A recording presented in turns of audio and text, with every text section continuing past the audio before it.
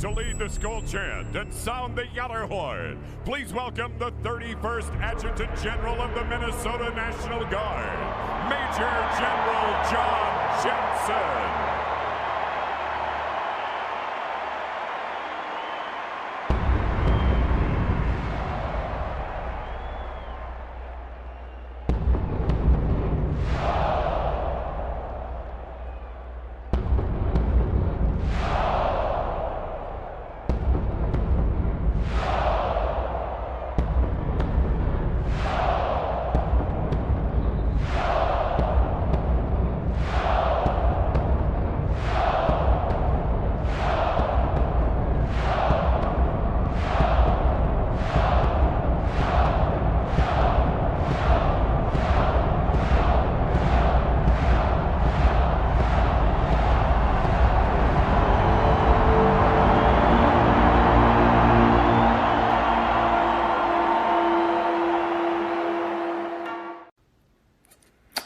Well, hello, this is John Randall, Minnesota Vikings legend, and it is my pleasure to say, Minnesota Vikings fans uncensored, are you ready?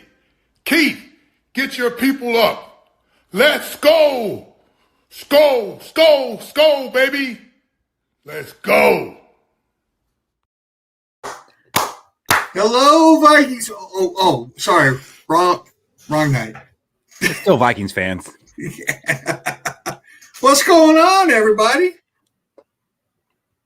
Not much. Been a busy Saturday today. I'm glad to be sitting down for the first time today. You getting your girl ready to be the next Nomar Garcia-Parra with that sidearm delivery? I'm just hoping they play another season at this point. Oops. Oh, here we go. Already, Shaq? It's part 2 of last night. Well, what's up, Viking fans? This is our SKOL N Chill, and this is a show where there's no outline. We're just Viking fans hanging out, chatting with each other. But we would like you guys to come on the show and give your takes on the Vikings. If you got a hot take, we want to hear it. If you have any thoughts about what's going on or what you think might happen, we want to hear it. So we're going to go ahead and post that link in the chat, and open mic, open forum. Come on in with it. We done said everything we're going to say Thursday night. So it's all on you. I don't know. If Shaq's drinking the double IPAs again, he might have a lot to say. Shaq. Yeah, I ain't get a chance to go to sleep till like 3 o'clock my time. That's when I stopped picking. Ronaldo, you better get your ass on here with us for a few minutes, buddy. Ain't seen Ronaldo in a minute.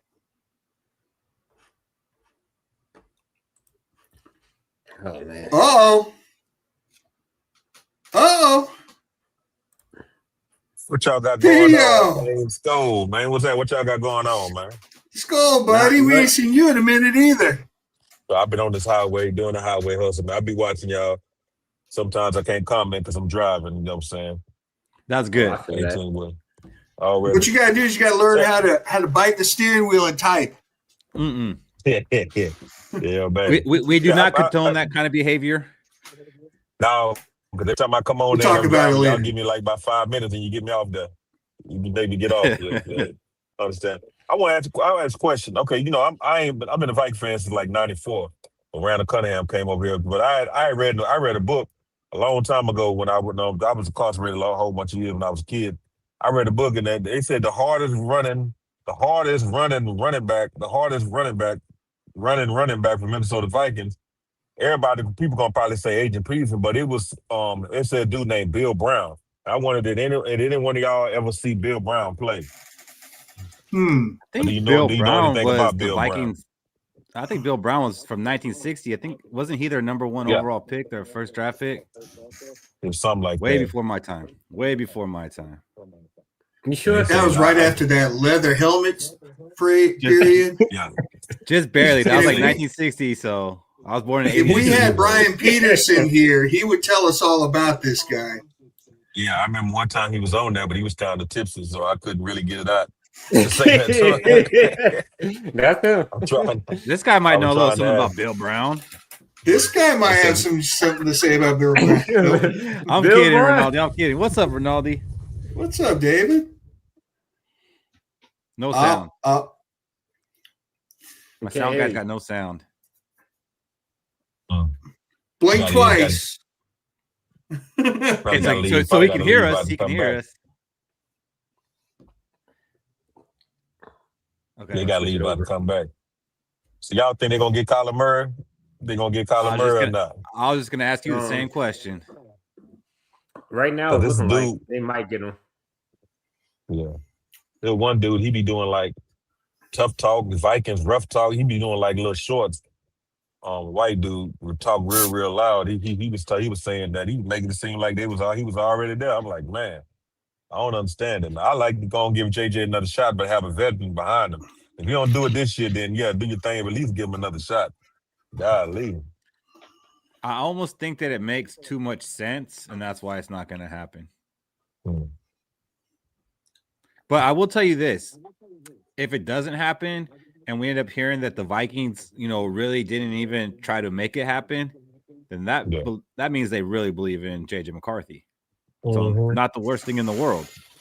I think they do. I think they believe in. I hope they do. He just man, a rookie. Then he ain't like offensive line was tripping. Offensive line was tripping beginning of the season. So, but we'll see, man. But I like to give him another shot, man. He's giving another shot. Definitely. Golly. I don't want to be out on JJ McCarthy. Even if Kyler Murray does come in, okay, for a year, but let's not give up on JJ McCarthy. Yeah. Nah. Orlando, what's up, man? Can't give up on JJ just yet. What's going on, my skull buddies? What's up, buddy? What's the deal? Just been working a lot. Work's been really picking up, and figured I'd hop on here talk about some Vikings with you guys. That's good. What are your thoughts on Kyler Murray potentially being our quarterback this year? All right, here are my thoughts on Kyler Murray. While he does bring mobility and versatility to the table, I gotta say I would rather take Captain Kirk over Kyler Murray. Just like Shaq. Like I'm not talking about Michigan. I'm leaving Michigan State biases out of the question because here's what I'm looking at. I'm looking at the productivity that he put in Arizona. He's had only one good season in Arizona, one playoff appearance in Arizona with a loss to the Super Bowl champion LA Rams. And he is just way too injury prone. He does not seem to care a lot about the NFL, and that is some of the setbacks and pushbacks that I've had with Kyler Murray being as a Minnesota Viking. Now, with Captain Kirk, on the other hand, he's actually got some familiarity to the team, and he's actually played under the KOC system. Much to Shaq's chagrin. I wouldn't be mad if it was Kirk. I think if it was Kirk, I almost feel like JJ McCarthy might have a better chance of playing at some point. I think if it's Kyler, I think it's Kyler's team. Yeah, plus, the two would be fighting over the, the style of my house, my team. But Kirk and JJ would actually share that, philosophy. Kirk would actually mentor JJ and help him better be guided under the KOC leadership because KOC started 4 years ago? Under Kirk Cousins? It's funny. Nobody likes the quarterback options, but they want to bring a quarterback in. We have to. What happened to our backup guys? Wentz, he's probably going to be gone. Mad Max is. I don't even know what to think. I don't even know what to think about him. Kirk coming back. I cannot believe Ronaldo has not typed Kirk Cousins sucks yet. Okay, Kirk was here since 2018. No sound. He did win in 2019, and yes, I will put all the blame on him for just making a bad read to TJ Hawkinson that game. But he did get us an NFC North title though. And to Tanner's point, I don't think just because Kirk never won here before, that means he can never win here. Yeah, just because he didn't win before, it doesn't mean I think we had to win now. Didn't we have the 30th ranked defense? The last time he played a full season for us, we don't have that right now. Yeah. We also had the number 1 defense, and he ain't do shit with it. So he won a playoff game in 19, Tanner. He did win a playoff game. He did. On the road at New Orleans, mind everyone in the room, against the Drew Brees, Michael Thomas Saints. That was in overtime too, wasn't it? Yes. That was our last playoff win in 2019. That was the Top last 10 defense 2019. He won a playoff game on the road, Tanner. I think Tanner thinks that we're just this team that has won a lot of Super Bowls. So, like, a playoff win isn't a big deal. It is a big deal to us because it is. We've only seen a few of those, the last 20 years. Yeah, we've only seen. I've seen enough. What, like 2000? 04? We did nothing. We lost to the team that went to the Super Bowl. I mean, shit. That's a heartbreaking season. We can say that we won a game and then lost to the team that went to the Super Bowl. They had a top defense. I mean, who do they have in the defense? Bosa, Shermanis, Warner. I feel like this is the time, Rinaldi. I feel like. How you doing, Rinaldi? What's up, boys?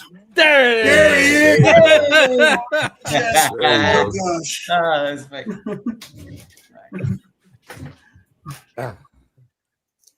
How do you feel about Kirk Cousins coming back, Rinaldi? I think Kyler Murray's our starting quarterback, don't you guys? It makes too much sense, so no. Bro, I know it's not everybody's thing. Did you ever look at his stats again with tight ends? Who's his tight end in Arizona? Trey McBride. Yeah, how many catches did Trey McBride have in 2024? Like, didn't he break the 111 tight end reception record last year? Yeah. He had 111. You know what? Here's the thing. With all this quarterback talk that we got, what we lost, the reason we're not going to have J.J. McCarthy as our quarterback this year is very simple. He didn't connect with Justin Jefferson, and T.J. Hawkinson had 51 catches. You fix those two things, you've got a top 10 offense, and I don't think the quarterback has to be a fucking dynamo to do that. That's really all it comes down to. T.J. Hawkinson, everybody's down on this guy. He had 51 catches with 3 terrible QBs that couldn't throw over the middle. You get 80 catches out of him. I'm not even saying 100. 75, 80 catches out of him, and you get JJ back on the train doing what he does. This is a top 6, top 7 offense. Even if our defense goes back to number 10 from 5 because of some of the moves that were made, and who says we have to go backwards? This team is in contention, guys. I don't care how tough. We won 9 games with that team last year. I'm not saying we're going to run and win a Super Bowl, but all these people that are down on the Vikings, I'm excited for this season. It's just a different view. And I hate to say it, I love JJ, man. I wanted him to win. He ain't winning right now. It just ain't happening. He couldn't connect with the people he needed to connect with.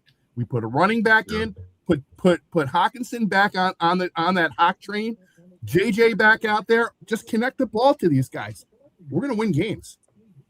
I agree. I mean, obviously the problem last year was at the quarterback position. It's just I don't want to give up on JJ, and if we do this, it kind of feels like that's what we're doing.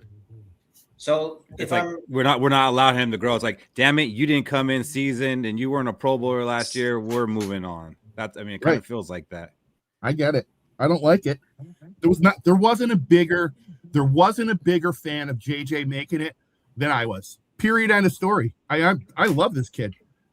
I don't think this is gonna happen. I don't think it's gonna happen. T-Bass, what's up, man? Hey, I'm on lunch break at work. I just want to say this. There's two. I'm not excited about the Vikings, and I haven't been excited about the Vikings in a long time.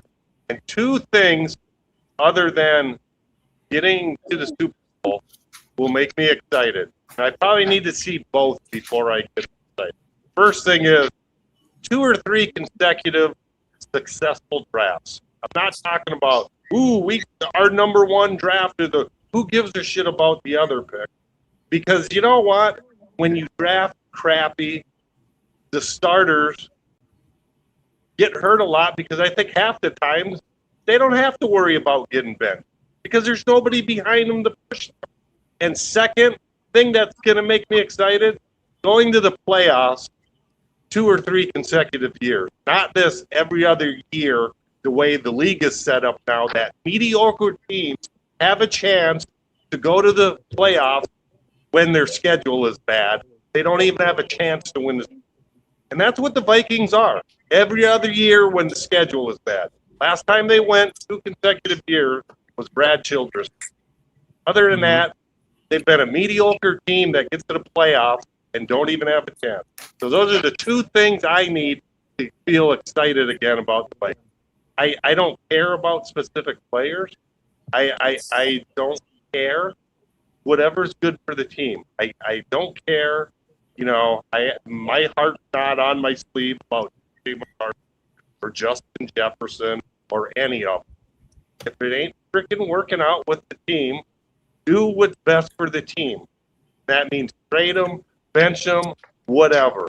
You know, this bullshit of, listen, we wouldn't be extending or restructuring Brian O'Neill's contract if we had somebody waiting in. All we're doing is kicking salary cap crap down the road again that everybody was bitching about that we just got out of the hole. We're doing it again. So at the end of Justin Jefferson's contract, don't be surprised if they're paying him $45 million from one because they restructured it. So that's going to happen at the end of his contract. There's going to be a big year for sure. So you're not going to be excited for the Vikings at least for 3 seasons. Because you need to see the drafts and you need to see make the playoffs back. Yeah, I need them to start proving it. I'm not buying into all this hype every other year. Ooh, we got a chance for that. No. But then what's good teams, good teams.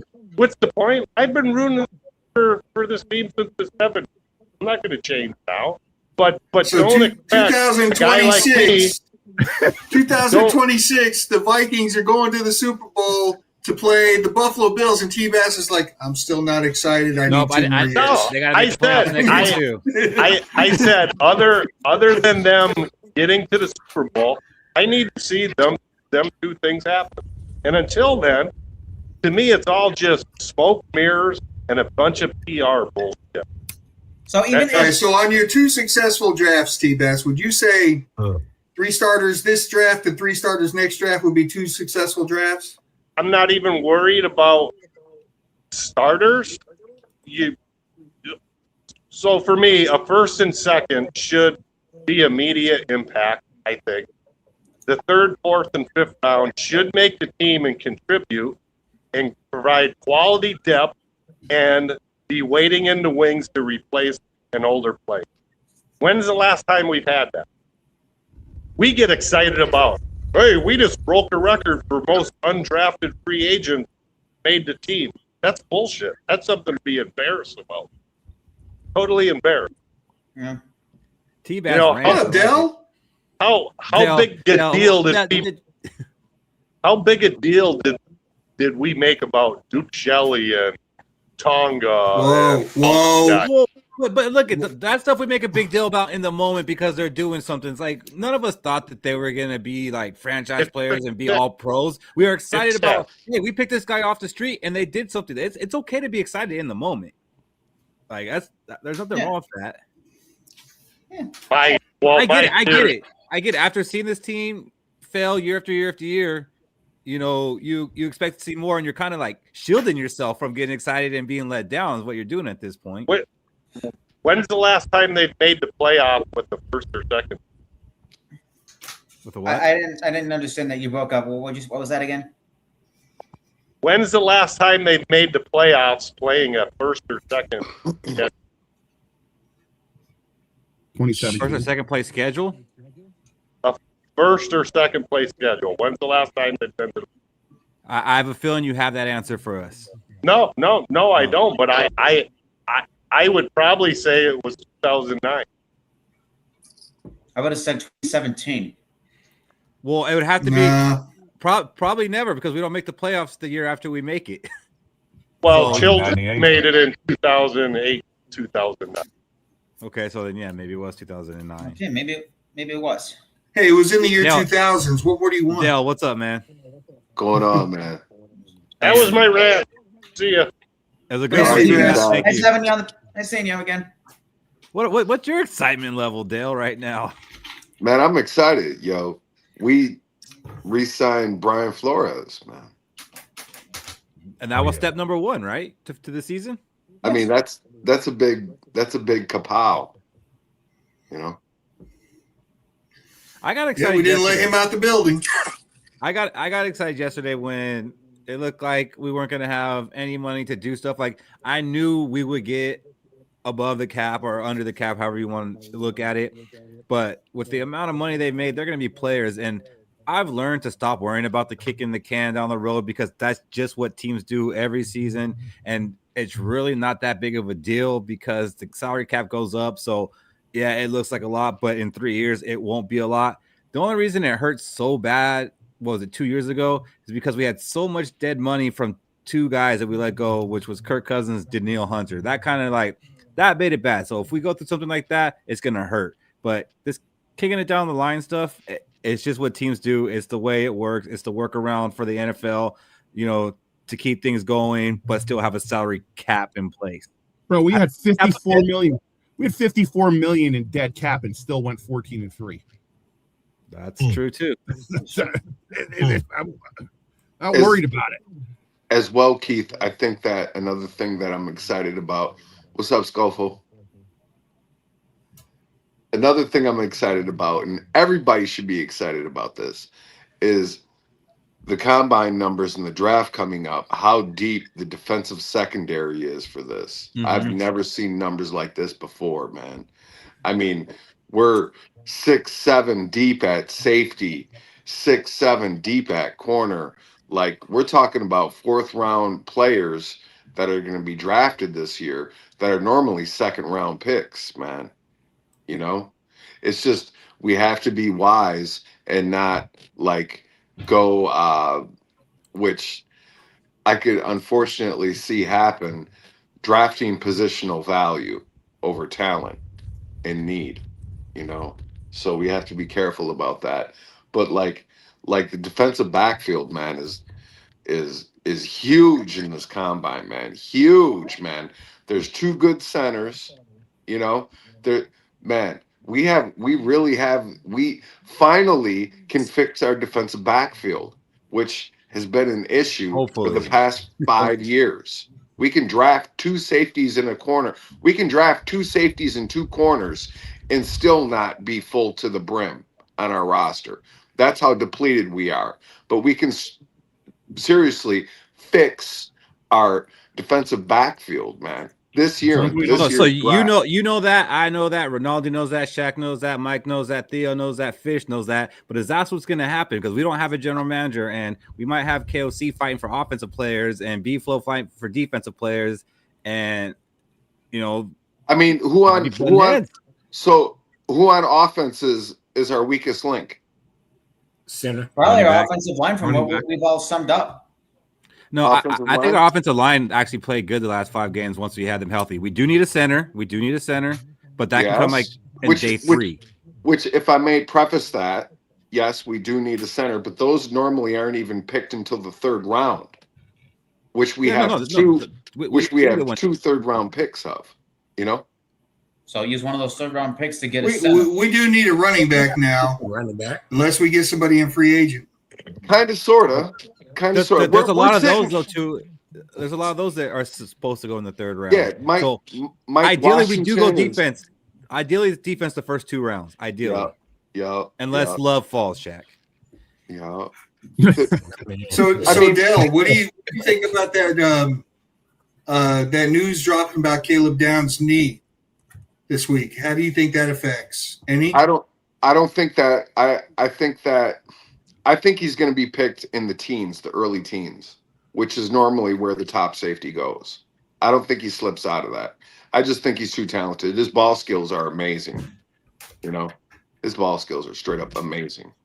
The guy he's not that fast, but his ball skills and his awareness are top tier. You can't get better than that. So if he gets to 13, do we go get him? I wouldn't. Yeah, me neither. I wouldn't get him. Not for a safety, because if you look at it, and then we get into because if you look at it, if you draft a safety at 13, he's already top 10 highest paid player at his position in the NFL. You know, I don't see us doing that. You know. But yeah, man, we're sitting a lot better than what people think, man. Because I mean, really, if we look at this past season, man, we were one catch away from taking the division. If Jordan Addison makes that catch right before half and we kick that field goal in the Bears' second game, we win that game and we effectively win the division. Or because we have a tied record with the Bears. Yeah, our kickoff after we take the lead. Well, yeah, and that too. But we're seriously one play away. That's how close we were. And even with that said, everybody on the panel and everybody as a guest up on the panel all seen us just F ourselves over by not running the ball, because we had physical talent on this team, physical personnel, and we played finesse. So we kind of shot ourselves in the foot. We seen it personally. That's my take on it. You know what I'm saying? Like, we're a lot closer than what we think we are, man. You know? Way closer. You just got to put the pieces together. And we kind of got to give B-Flow a lot more respect. I know we give him his respect, but he honestly kept us in a lot more games than we should have been in. Bro, Scoful, B-Flow for president, homeboy. B-Flow for president. And I'd stand on 10 toes saying that shit, man. Well, he's got my vote already. Because I feel like we don't have a new center, Sparky, not yet. Right now, it'd probably be Blake Brandel or Michael Juergens, but I expect them to do something either in free agency or in the draft. And you also asked, how big of a cut will Hawk take to stay? As of right now, they announced that they did a restructure.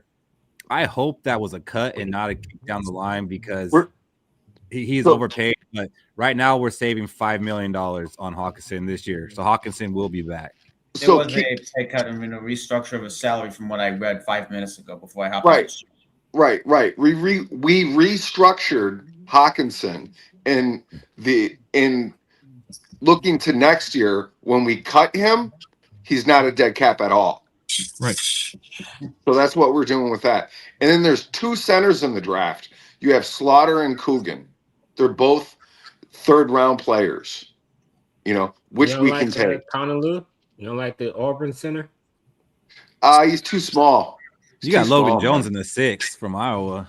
Yeah, he's too small too. They're both small, but Slaughter and Coogan are both 315. So they're a lot bigger. You know what? I'd be interested to see if they do go there. I'll take a look at that Coogan guy. He's awesome, bro. In the championship game, he pulled out of the center and pinned the corner to the boundary to the inside to open up the outside lane in between the sideline and him.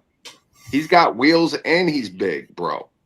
There's players out there, bro. We're sitting a lot better than what we think, man.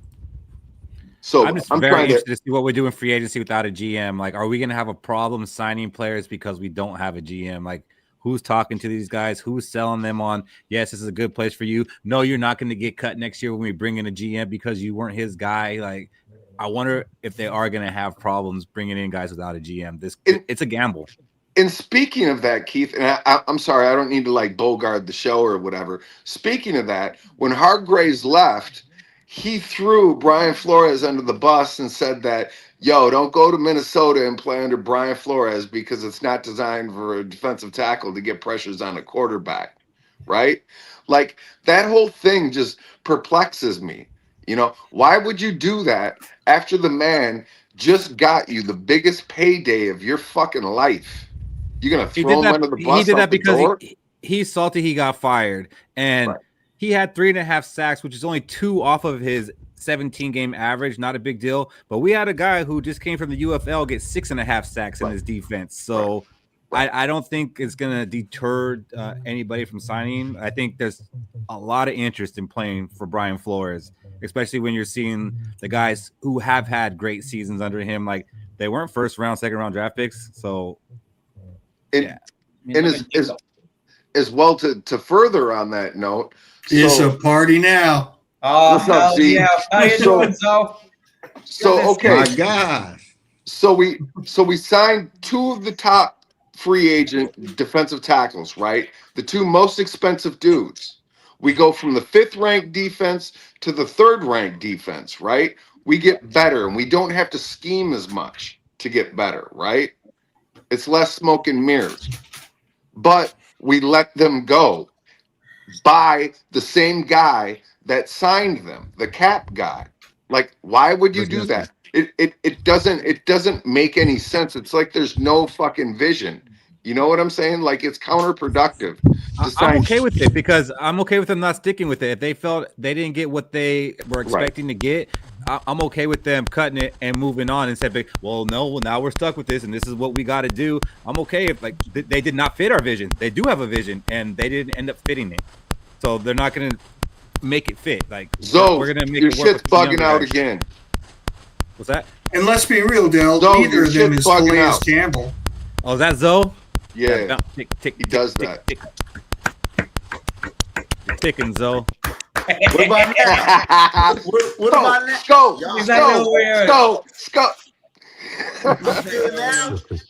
Yeah, you're good now. Yeah, you're good now.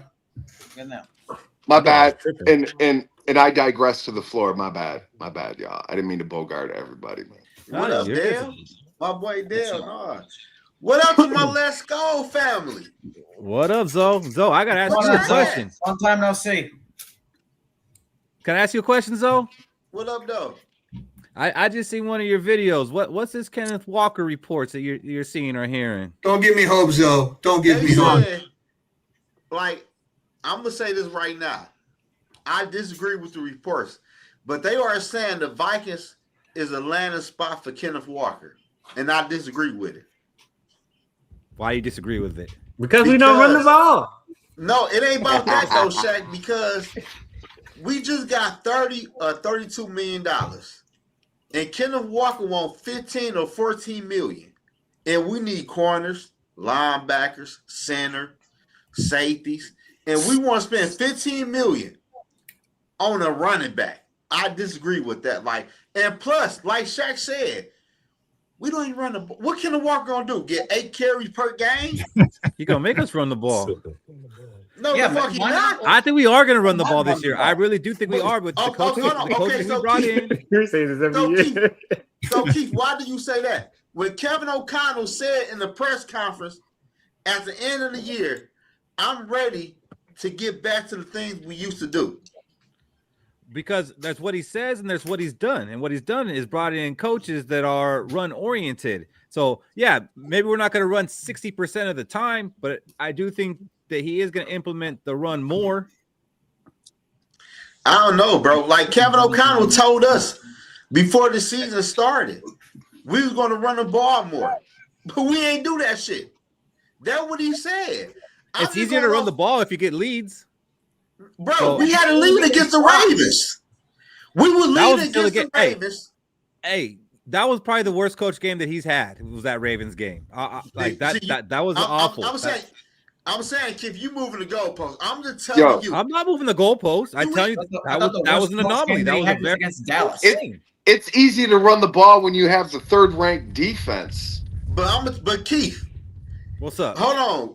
Let's go. We got Keith, Shaq, and not Cody and Fish here. Cody ain't here. We all just look alike. No. I'm trying to get everybody on this motherfucker. Because what I'm about to say. I'm gonna tell y'all this right now. If Bradbury is good in motherfucking Chicago, no matter how the Minnesota Vikings do this year, unless they reach the Super Bowl, Kevin O'Connell needs to be fired. Because Bradbury was a train wreck for us. How does that make sense? He was a train wreck before KOC. He was a train wreck before KOC. The offensive line coach is not here anymore. But Keith, what I'm saying is, in New England, he played better, and that's cool. But if he go to Chicago, and be an all-pro and be a good center. Oh, if he's an all-pro, okay. So if Bradbury's an all-pro, then KOC can be fired. But I'm saying though, Keith, last year he played good for real. So good, not good enough to stay there. Huh? Not good enough to stay there. No, for sure. No, for sure. They need to upgrade though. But what I'm saying is, if he go to Chicago and be good, what would you say while you laughing? What would you say if Bradbury is a good center at Chicago and never displayed what he did with the Minnesota Vikings? What would you say? I'd say good thing that we didn't bring back our offensive line coach. Maybe, yeah. Bradbury wasn't good with Zimmer either. He was decent. Oh, so he got worse, you think? I don't think so. I think he actually got better than when he started. I think he actually got better. But listen, regardless, but regardless. And I don't give KOC the credit for him getting any better either, by the way. But what I'm saying is Bradbury should not go to Chicago and be a good center. Can we all agree on that? Well, he got Caleb. They got a pretty good offensive line around him. Yeah. They got Ed Ingram next to him. Bro. Don't they have Dahlman? They got Joe Thuney. He retired. Dahlman retired. Oh, wow. Oh, yeah. wow. Don't forget Joe Thuney. Dahlman retired last week.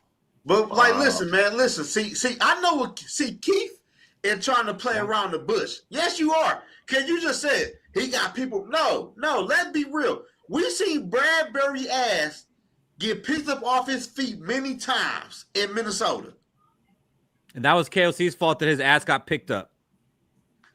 That's what I'm saying. If you go to Chicago and be good, what will we say? Oh, man. Yo, the thing about my guy is he's not all the way wrong, but every time he thinks of KOC, he sees red, bro. And he just thinks kill fucking everything. We know. Well aware. You know, I'm just surprised. KOC. I'm just surprised that this was the straw that snapped his back and made him want to have KOC Bradbury, fired. bro. Hey, Bradbury. Up until now, he's been in KOC's corner. Punches on my but cousin. look, no, I'm asking y'all this one question. And Keith, or whoever controlling the panel, Fish or Shaq, whoever it is, I want y'all to ask each and every one anybody on here. I just want to know this. When have you ever seen a head coach draft their quarterback, bench their quarterback for another quarterback, then go back to that quarterback in the next year? Brad Childress did it with Tavares Jackson. The franchise quarterback. I'm gonna say that. The franchise quarterback. Who you ever seen bench a franchise quarterback, bench him the next year going into week 1, then bringing another quarterback, then a year after you make him your quarterback number 1? Who ever done that before in the NFL? I'm gonna wait and sit back because I want y'all to take Anthony Richardson. No, he was hurt. What you mean? No, he came back. They brought him back.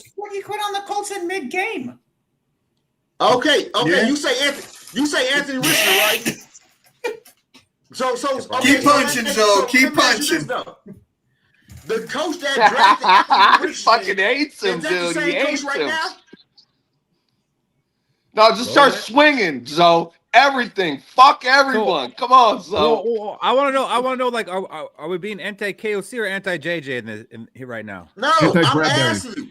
I'm asking you, and I'm asking you as a football fan, when you see your coach draft a quarterback, bench that quarterback, bring in another quarterback to start that quarterback in the upcoming season when he's healthy, then the year after you play that quarterback.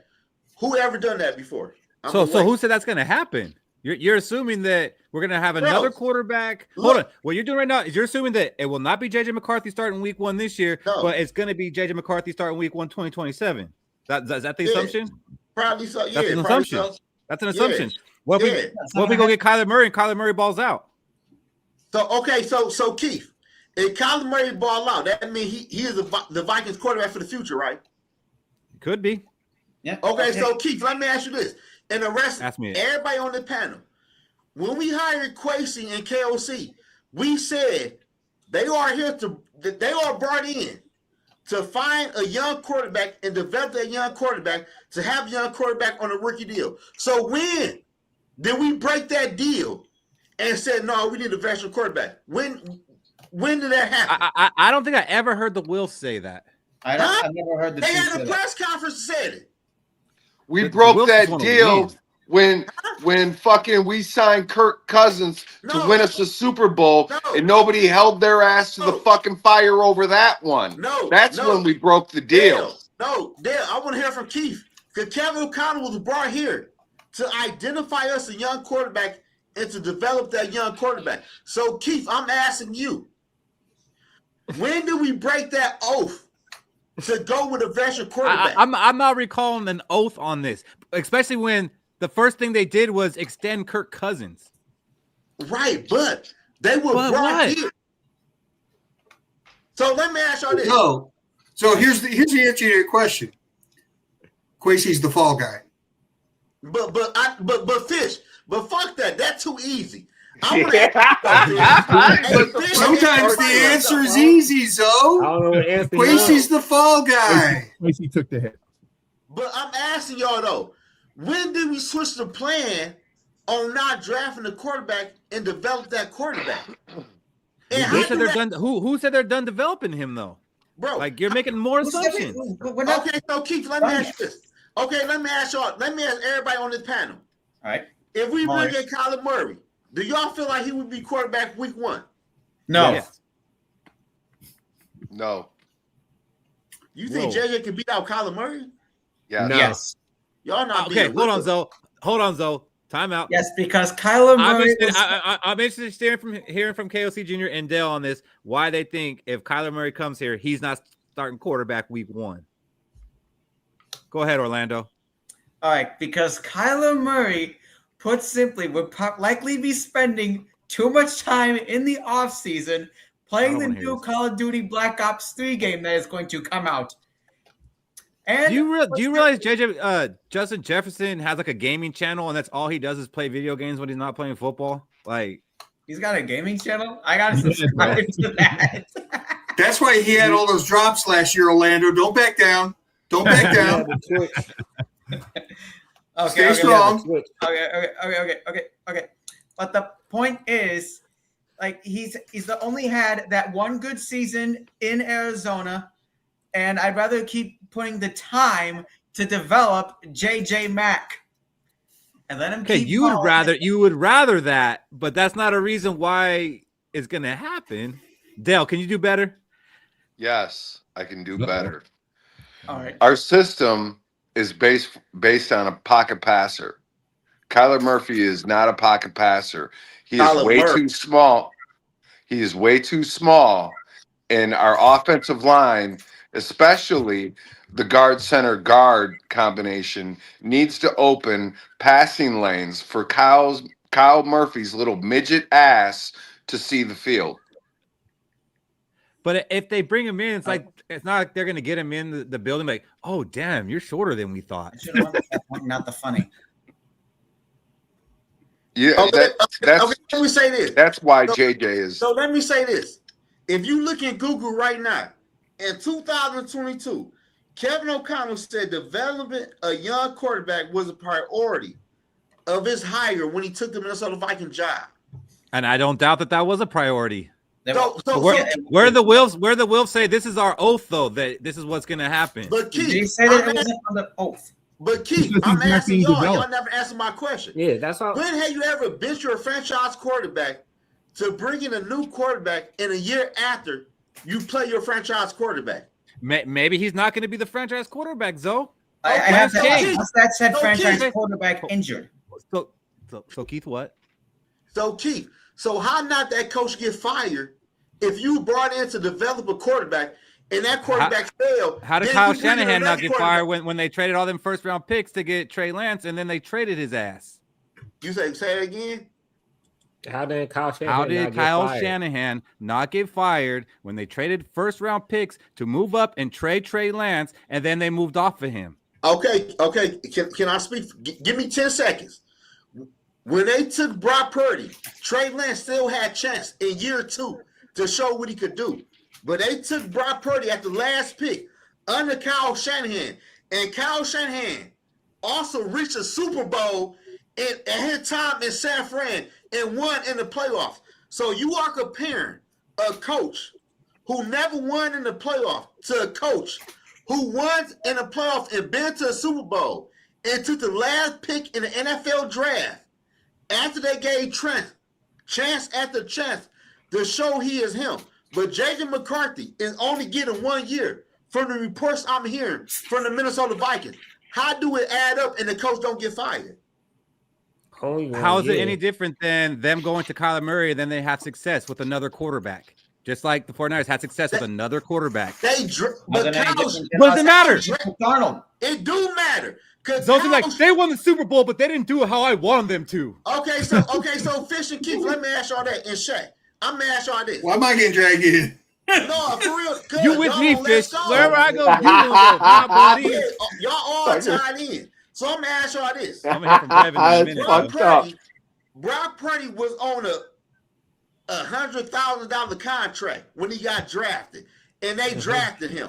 And Kyle Shanahan showed he could develop a quarterback. We just took the wrong quarterback. But on Kyler Murray is, if we get him, then the year after, we would have to pay him big money. It's a big difference from 100,000 to fucking millions. So I'm asking you, how do you keep your job if you drafted the quarterback and he don't work out, but you bring in another quarterback, then play him next year?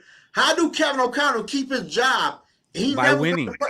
He never won a playoff game. By winning. It Shanahan doesn't matter how he wins. All right. Let me answer your questions though. 2 years ago, Kevin O'Connell won Coach of the Year, and that gives him a certain grace period of about 2 years on average. Do I think KOC's seat is hot this year? Yes. Do I think that if they flounder this year, he's got nowhere to hide and he's going to get fired? Probably so. By the end of the year. But right now, this year, this offseason, Kwesi was the scapegoat. They fired Kwesi and pinned. You remember them rumors that came out that there was a lamp that the smoke detector was beeping in the men's locker room, and that was Kwesi's fault. He didn't replace the battery, So Kwesi was the scapegoat. That bought Kevin O'Connell a year to try to fix the ship and start winning again. So I think Keith doesn't think his seat's hot. I think his seat's hot. He's got nowhere to hide. But him being Coach of the Year 2 years ago and then using Kwesi as a scapegoat this year is how he's not fired right now. Good? All right. I need a fresh perspective here. Brevin, welcome to the show, man. What up, buddy? I want to hear from you. Hey, what are your thoughts from this arguing and bickering that you're hearing? My thoughts are that I fucking love it. I haven't had a spicy Vikings conversation in a long time. Well, you've been. This is awesome. I do. I don't know. I've been off Twitter for a while until recently, and then all my shows are super nice, buttoned up. Well, welcome, my friend. Thank you. I appreciate you. I was watching you in SKOL State of Mind earlier. So that was a good show. Yeah. Basically the two things that I've been hearing talk about, of course, Kyler Murray, is he going to be the presumed starter if he comes to Minnesota? He's going to be the starter if he comes to the Vikings. Yeah. Second of all, when did the oath kind of disappear on Kevin O'Connell developing a young quarterback, which I think that 100% it's a legitimate argument. Where I think that goes out the window is when, if you're making that oath, where I think the oath breaks down is J.J. McCarthy has not proven he can play more than 10 games a year at this point. He's played 32% of games he's been available for. So Kevin O'Connell absolutely has fault in picking J.J. McCarthy. It's not, let's blame Kwesi for this. You can blame Kwesi for a lot of things. You can't just blame Kwesi for J.J. McCarthy. Kevin O'Connell absolutely had 100% to say in that. But if you're Kevin O'Connell, and we can all agree that at the very least, Kevin O'Connell's seat, at the very least, is pretty warm. Somebody lit a bit of a Bunsen burner under a seat. That one was me. Yeah. If you are Kevin O'Connell this year and the Kyler Murray decision, which by all accounts the Kyler Murray signing is going to happen. Are you confident in Kevin O'Connell's shoes tying your job, if we all agree on the theory that he's on the hot seat, tying that to J.J. McCarthy, who cannot stay healthy, and when he has been healthy, he's been mostly bad? Or do you want to go sign high upside like Kyler Murray, where your floor for the win total is a little bit higher than it would be? That's kind of how I look at all of it. Kyler's a trash quarterback. No, he's not. Yeah. Hey, Bone. I don't think Kyler that bad, but who else got something to say? Because I got some shit loaded up. So pretty much, just because J.J. McCarthy is on the bench does not mean he stopped developing. He doesn't have to start and throw the ball to develop. He needs to sit his ass down, learn the playbook, and continue where he started his rookie year. Oh, Shaq, can I ask you one question, Shaq? Yes, go ahead. That's cool, but like I said before, name one team or name a team that drafted a franchise quarterback, bench him 1 year to bring somebody else in, then the year after you go back to that quarterback. Who ever done that before? But how many have given up on that quarterback and then they went on to be a franchise quarterback somewhere else? So maybe we don't give up and let him go be a franchise quarterback somewhere else. We keep him in house. But Keith, I just want to know the question. I want to answer. Hey, I don't have the whole history of the NFL run through my head right now, but I do know that just because something hasn't happened doesn't mean it can't or won't happen. Well, it would be Indianapolis, right? That's the closest thing. Who? The Colts with AR. No, AR. He had 2 years to prove himself. He kept on getting hurt. Yeah, JJ had 1 year. I guess that's just the closest thing in my head to what it would be. But not all seasons are built the same. But hold on, wait. But Bone, let's not forget. Bang. So y'all missing the whole point. That head coach did not draft Anthony Richardson. Another coach did. That's true. So how the fuck do Kevin O'Connell keep on getting passes from y'all? Keith, why did you go ahead and ask Zoe about KOC as soon as he jumped on? You see what happened? I swear you did. You must have. I can't answer that on behalf of him. It's the truth. So if I'm wrong, I want y'all to ask me which head coach drafted the quarterback, benched that quarterback, and that same head coach brought in another quarterback. Then the year after, that same head coach played that franchise quarterback. Give me a coach. Give me an example. I don't think it's happened. Thank you, Bum. I like Bum. But who said that's what needs to happen here? Like, who said that's what needs to happen? How many teams have moved off of a guy early and then went on to have success after that? I would like to answer Zone's question about his question about the benching of the quarterbacks. The 2020 Miami Dolphins with Tua and Fitzpatrick. Hold on, wait. Fitzpatrick was not drafted by Miami. Would never label as franchise quarterback. Tua was talking about Tua, and Tua got benched for him and then came back. Hold on, wait. Oh, okay. No, I'm trying to understand what he's saying though. So it's not hard. It's not hard. Hold on, wait. So you telling me the Miami Dolphins in the offseason benched Tua and brought in Fitzpatrick and he was a quarterback one? No. Fitzpatrick. Oh, here's another. Here's a more current one. Oh, Bryce Young. No, Bryce Young would never bench in week 1. He got benched during the season, man. That's different. What Zoe is saying is nobody got brought in the offseason to be the starter over that young quarterback. They might have gotten benched during the season like Tua or like Bryce Young, but nobody after Bryce Young's first year came in, got acquired during the offseason to replace Bryce Young in his development. Am I right in that? Thank you. God damn. As well, does that matter? Does that honestly? No, forget that. I don't know. I don't know if it. I don't know if it matters though. Does that honestly matter in this situation? Yes, because the Vikings. Because it do matter. Because the Vikings is doing some bullshit to protect Kevin O'Connell and some shit we never seen. No, I'm being like, listen. I'm being 100% honest, bro. I don't know Kevin O'Connell. I have nothing against him. But at the end of the day, we all can agree. This man is over his head at being the head coach for a football team. How many years do y'all need? Y'all need 3 more years? Fuck it. Give them 7 years. Hey, Zoe. There's another one. Can I ask you a question? Let me ask you a question, Zoe. Are you going to apologize if we don't sign him and we just bring Carson Wentz back and J.J. McCarthy's QB1 at the beginning of the year? No. That's what they should do. That's what they should do. That's like you're making a lot of assumptions here, buddy. You're acting like Murray's a done deal. I'm saying, reading the reports, we all could say J.J. McCarthy is done being.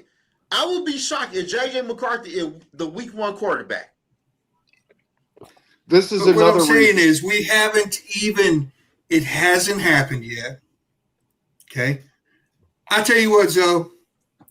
If we sign Kyler Murray next week, I'm gonna bring you on, and we're gonna do a pre-recorded, and I'm just gonna let you go, and we'll post it. We'll post it as content because it'll have happened. Just don't forget. Say it all. Okay, Fish. Don't forget. I'm gonna tell you this though, Fish. Me and Shaq talked about this shit probably about nearly a month ago. Nope, I'm telling you, we'll go ahead and do it. I'm just saying I want it to happen first. Okay. I want it to happen first because right now I said my piece about Kyler Murray last night. What'd you say about it? I think it was a thing of beauty myself. You like him or no?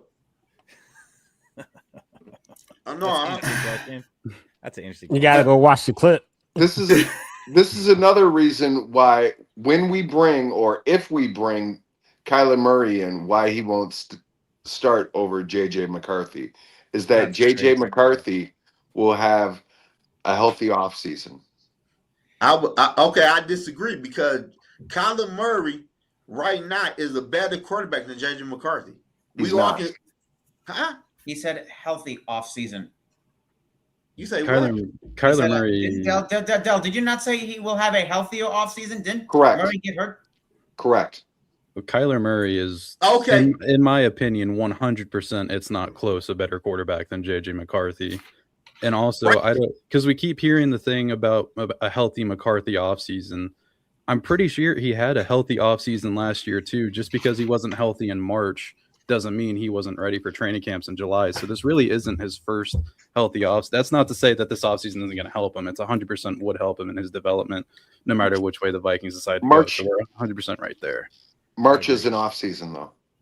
Typically, an ACL puts you out anywhere from a year actually to a year plus. But my point is that the camps and OTAs don't start till the summer. He had long enough in camp. So it's not that pass. If he's not healthy in March, that's not the same as being not healthy in July. It's like a complete different thing. Let me ask you this. Oh, wow, Steve's back. Hey, Steve. He's been here for like 30 minutes, Fish. How do you feel that Kyler Murray actually fits in our offense, though? It's not perfect. It's not a perfect fit. It's not the conventional Kevin O'Connell kind of pocket passer with a little bit of mobility, kind of that West Coast quarterback he's looking for. But Arizona did run some of that type of offense with Kyler. Like it's not a 100% perfect fit. JJ McCarthy's not a 100% perfect fit. I think you're just looking for the higher floor because, like, we can all agree. Kevin O'Connell, the people that run these teams are humans. Kevin O'Connell wants to save his own ass, whether or not you believe he's a good head coach or not. He's saving his ass this year. And if you can get Kyler Murray for $1.3 million this year, I feel like it's like a no-brainer. Hey, can I ask y'all this, though? Everybody on the panel, y'all told me J.J. McCarthy, as of right now, is a better quarterback. Yes. Wait. Kyler Murray, rookie year, he threw for 3,700 yards. Who said he's a better quarterback? Only Dale's saying it. Yeah, I said that. I said Dale. Try to put it on me. You put enough on me. Okay, so look, and I've been catching strays from Keith for the last 55 minutes. So, but Kyler Murray rookie year, he had 3,700 passing yards, 20 touchdowns, 12 interceptions, 544 rushing yards, and 4 rushing touchdowns. It had a pass completion of 64. When had J.J. McCarthy ever done that in the NFL? Man, look, man. Man, look what I'm telling you, facts, bro. JJ McCarthy hit the gritty one time. Yo, look at this. True. Look at this, man. Hey, wait. JJ Has Kyler McCarthy. ever thrown his shoulder into a linebacker and run him over? Man, y'all don't Kyler Murray y'all was don't dope give his first JJ 4 McCarthy years. enough credit, man. I No, mean, the he guy good. fucking blew his ACL out as a rookie, man. Bro, He couldn't Meniscus. he didn't literally have the Welcome same back, Theo. mobility as a normal person Right. walking the street. that's And then you cool, expect him Dale. to come in and be an NFL quarterback after blowing his ACL, bro. Dale, And then he that's gets hurt and cool. only plays 10 fucking games. The And then you thing- want to bring up how a Heisman Trophy winner coming into a bum team, which is the only blip that they have on the radar, and they just ran him 100% of the time all season long, how his stats were better than JJ McCarthy's. Of course they were, bro. Of course they were. No, what we saying is, Of course. You- No, that's what you said. You're using numbers, bro. okay, And he only played 10 games, bro. okay. After being hurt for a fucking year. Give the guy a break. So, Fish, can I ask you a Fuck, question? man. So, Please like so and Fish, subscribe. What's up, so y'all? Fish and the rest of y'all on the panel. As of right now, who is the better quarterback in the NFL as of right now? Kyler Murray. Sam Donald. JJ McCarthy's not a top 32 quarterback in the NFL right now. Right. So how would you tell me he is a better quarterback right now than Kyler Murray? And I'm the day one. I'm a day one McCarthy guy. Me saying McCarthy's not as good as me admitting I was wrong 2 years ago when I wanted us to take McCarthy. I'm not a McCarthy hater. I'm a big McCarthy fan. I call it how I see it. But it's cool though. But okay. I mean, I in 2025, Kyler Murray only played 5 games, had threw for 962 yards and 6 touchdowns. Based on last year, J.J. McCarthy's a better quarterback. He's a better quarterback. Thanks, Fish. Hey, Fish. He also had 173 rushing yards and 1 rushing touchdown. Oh, that changes it. Okay.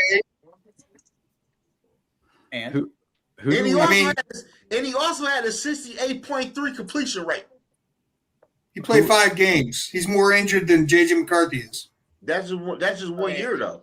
And how many yards did J.J. McCarthy rush for? Listen, How many yards did J.J. McCarthy rush for? We're also talking about the Arizona Not no Cardinals. 500, but at the end of the day, y'all. Doesn't matter. Yeah. It do matter. At the end of the day. Oh, wait. Shaq's name is green again. Wow. Y'all, I don't know. What the fuck is Jay talking? Who the fuck is Jay Vikings, man? Who is that? Y'all people? Jay Vikings is all over the place. I don't know. Jay Vikings be getting in scuffles with Judd and stuff, man. He don't know shit. He don't know shit about shit. Because at the end of the day, doesn't matter who the quarterback is. Because the play, like KOC is not going to do a play calling to make Kyler Murray succeed in his offense. It don't matter who the quarterback is. I am high key agreeing with you on that. I don't give a fuck if JJ, Kyler, Joe. It don't matter. I don't give a fuck who the quarterback is. We don't run the football. Yo, Theo, I got a question for you. Hey. What part of the country are you in now, buddy? I'm in Kentucky. I'm in Calvert City, Kentucky. Oh, you are 20 minutes away from me, dude. I'm at the Loves off 24. No shit, Calvert you are at the City, Loves. Kentucky. Buddy, I live 20 minutes down the road in Murray, Kentucky. Ain't that so? Yep. You already knew that, Fish. That's why you had to ask that question. Yeah, right? That was just luck. Yeah, man, that's where I'm at. We're up here just doing something, sitting on standby. I'm hauling oxygen, so I might be here about 2 weeks and don't do nothing. Just getting paid like $800 a day. So I'm going to do it. It's not bad. That's pretty good. It's like JJ McCarthy's rookie year, getting paid to do nothing. That's not. Hold on, y'all. I'll be right back. I'm gonna jump off and drive up and get on camera with Theo and be like, "Yo, what's up? See, I wasn't lying." Stray. Right here when you come in. My truck got the eyes on it. We got like the eyes blinking and everything like that. Right here.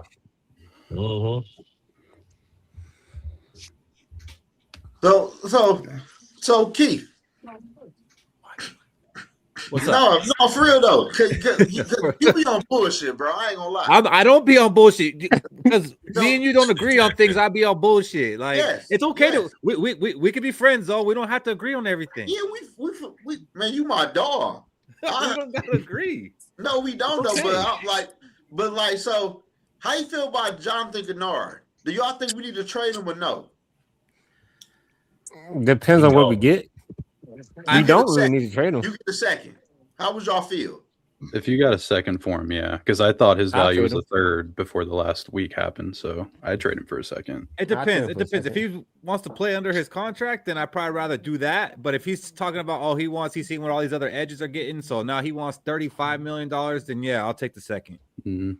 I also don't know how much I trust Dallas Turner to boom. I'm not there yet either, Bane. I'm not there either. Like he played well. He played well, but I don't know that I could trust him for 17 games to be that guy. But damn, when do we play DT? We drafted this motherfucker in the first round 2 years ago. No, I get it. We've seen some snaps off of him. I'm all for the gamble on DT, but I just don't know. Yeah, I'm on the gamble part. But, I mean, the man just posted more season sacks than Anthony Barr has ever had in his career. Man. Why you keep on saying that, Dale? Anthony Barr is a way better player than him, bro. Quit saying that. He's not. Why did some Viking fans not like Anthony Barr? I did not like he coasts. He coasts. He's always coasting. Nah, Anthony Barr is a good football player. He just didn't play the way that you guys wanted him to because Zimmer didn't play him that way. He only did it by fucking running backs, bro. We didn't use him correctly at all. I like Anthony Barr. We'll say that. But I didn't like Chad Greenway either, so there you go. Hey, Tommy, that's not fair to say that I have more faith in J-Mac than Turner. I'm kind of at the same level with both of them. As you know, Tommy, I am a big fan of J.J. McCarthy, but I am 100% okay with them bringing in somebody else this season, whether it be for competition or as the starter, because I don't have the utmost confidence that for us to reach our maximum potential this year, it'll be with J.J. McCarthy. Same with Dallas Turner. I don't have the utmost confidence that we're going to be the most successful we can be on defense if it's Dallas Turner over a Jonathan Gennard. Could it be? Maybe. So Keith. What's up? While we talking about the quarterbacks, we've been talking about quarterbacks. When we going to start talking about the play calling? What do you want to talk about? The play calling is ass and been ass. Like I'm asking you this. Would you say it's ass like as a whole, or is there certain situations where it's ass? He don't know when to call certain plays at certain situations, so it's ass. So I'm asking you this though. He's situationally pretty bad. So I'm asking you this though. Was Kevin O'Connell a better head coach than Mike Zimmer? I love Mike Zimmer. 1,000% KOC over Zimmer. I wish we had Mike Zimmer back. Hold on, what? Yeah, I'm with Fish. You say what? KOC over Zimmy. I'm done. Y'all got it tonight. Y'all got it. But he's also got J.J. McCarthy over Kyler Murray this season. I mean, he's just on that. Who had more passing yards? Who played more games? You said who had more rushing tutties? Do you know, bro? In Zimmer fourth year, we was in the NFC title game, and Kevin O'Connell fourth year, we ain't win a fucking wild card game yet. So to be fair, Zimmer didn't have to deal with Kirk Cousins as long as KOC did. He's right. He's got. No, that's a valid point, Shaq. That's not true. That's not true. Zimmer had Kirk longer.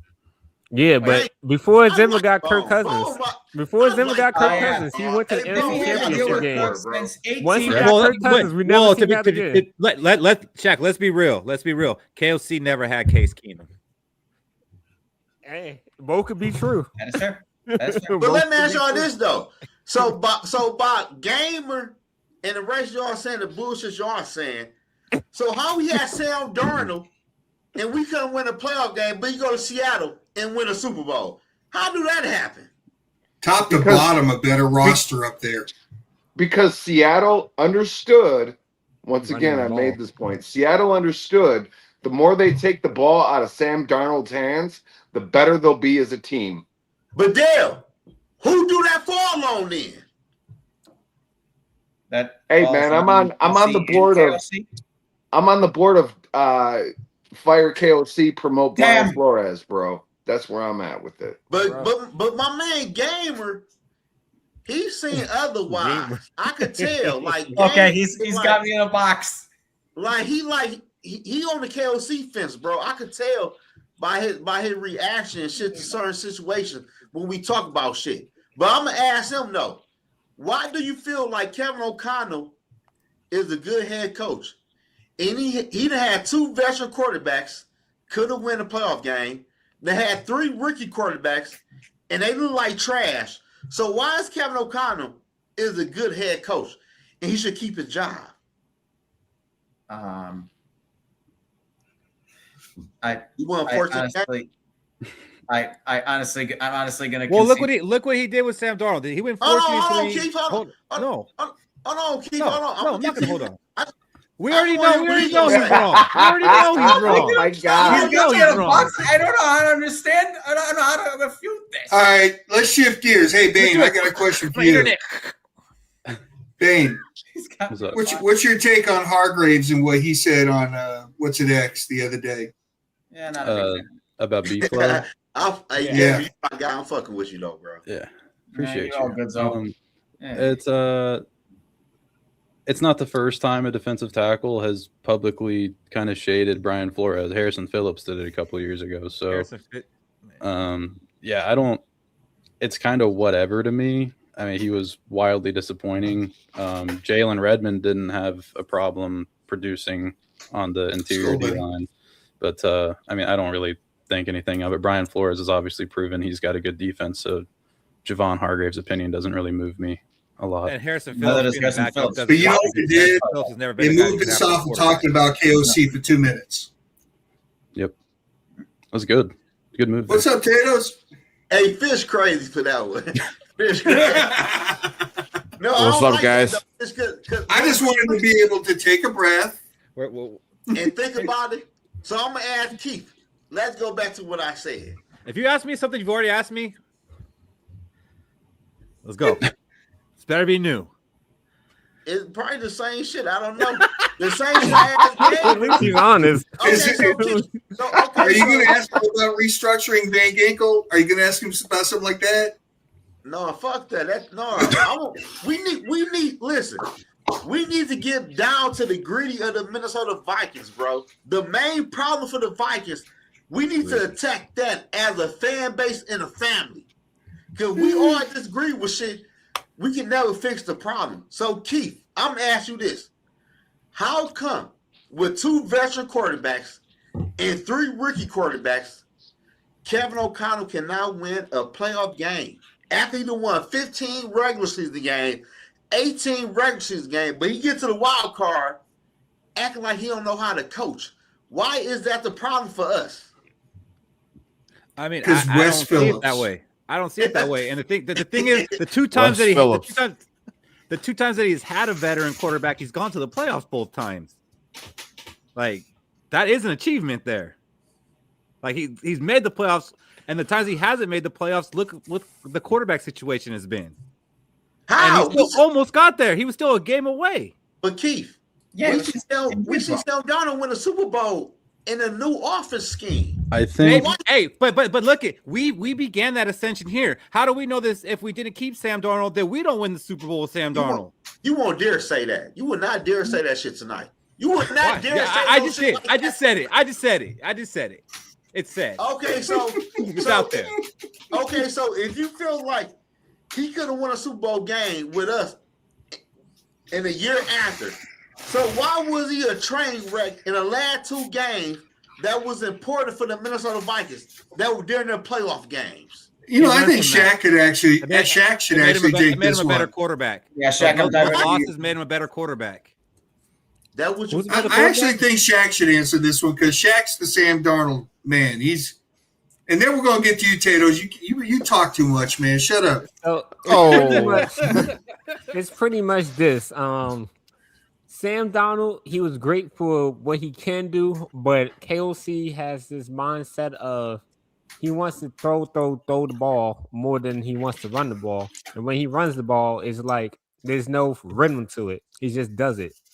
So when Sam Darnold finally went to an offense that knows how to run the ball, and he developed his quarterback skills, he basically became a quarterback that could run play action and go back to the old school, run the ball, and then when the quarterback needs to make the play, Sam Darnold made the play. He didn't always have to make the plays, but the few times he did, he made those plays. You see that in the playoffs when he went against the Rams, and you see it in the Super Bowl. He didn't have great stats in the Super Bowl, but he made the plays he needed to, while the Seahawks defense held it down. So let's go. I'm gonna ask y'all this though. You know, I'm a distant family member to y'all. So when Kevin O'Connell do get canned, I love you like a play cousin, Zoe. Can I please come on y'all platform to break the news to the rest of the Vikings fans? Okay. Yeah. Yeah. All right, Tatos, let's just get this out the way. KOC on the hot seat for you? No way. Who are you going to bring in? You said no way. Who said that? Oh no. Oh boy. Who said that? I didn't Oh say boy. that. I didn't say that. Tatos, don't get caught in the box like I I set you up for failure, buddy. I'm sorry. Who said that? I didn't say, hey, who are you going to bring in beside him? You going to bring back, Oh my God. offensive coordinator? Denny Green Jr. over here says you're going to bring somebody else in. Hold on, wait. So what's your name? Tato or Tatoes? Can I go make some popcorn like before we get into this? I feel like hold on, wait. Yeah, so you said Bane's like stuck in the middle. You said Kevin O'Connell isn't on the hot seat? At this point, I don't think so. After this year, though, I think so. Hold on, wait. Give him one more year. This year, Kevin O'Connell been here for 4 years. Ain't win no playoff game with no quarterbacks.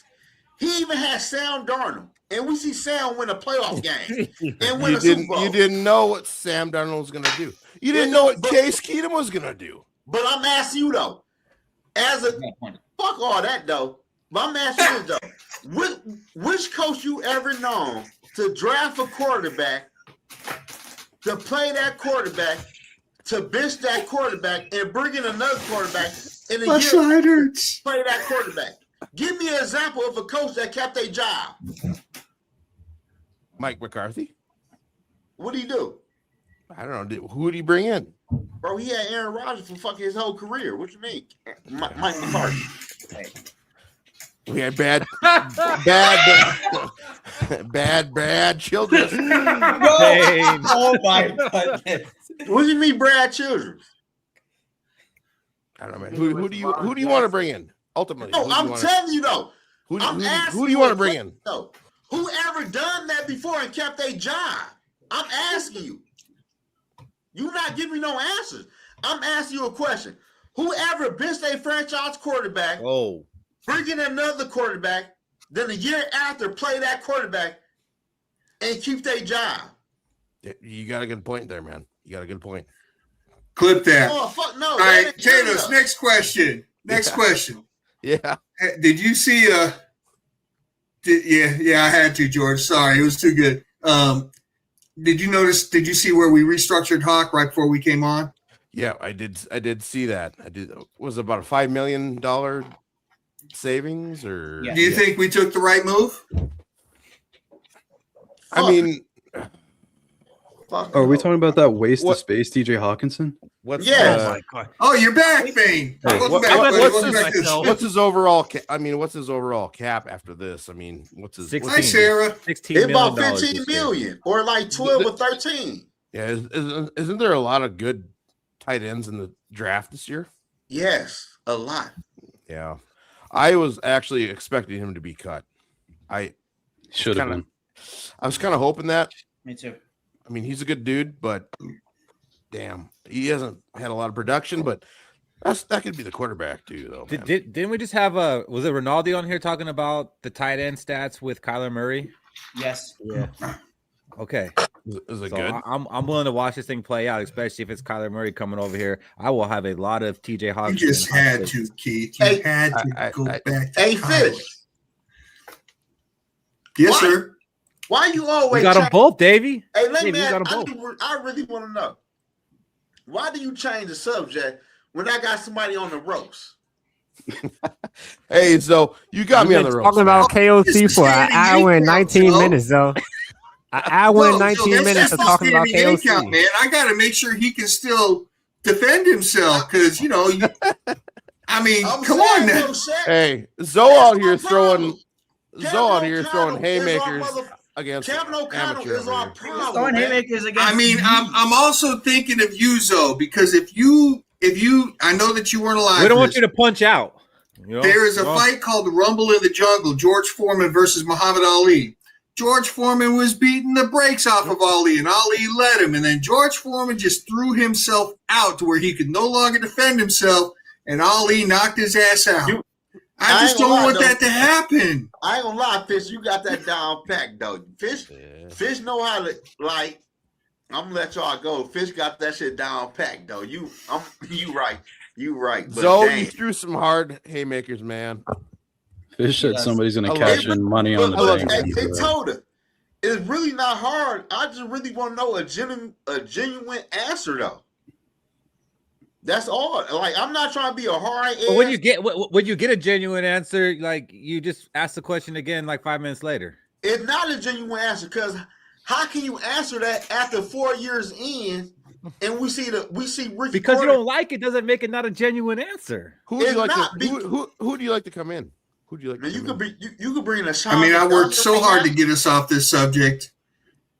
I'm gonna be standing in the corner saying, "Go ahead and fight, y'all." Yeah, you right. If they play, I'm not. If we get one more shit a year out of O'Connell, oh my goodness, Zoe, you done did it. Y'all just get ready.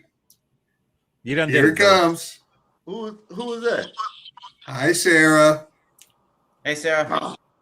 He knows he's in trouble. Look at him. He knows he's in trouble. Hey, let me tell you about your walls, though. You blue purple. Job. So hush, okay?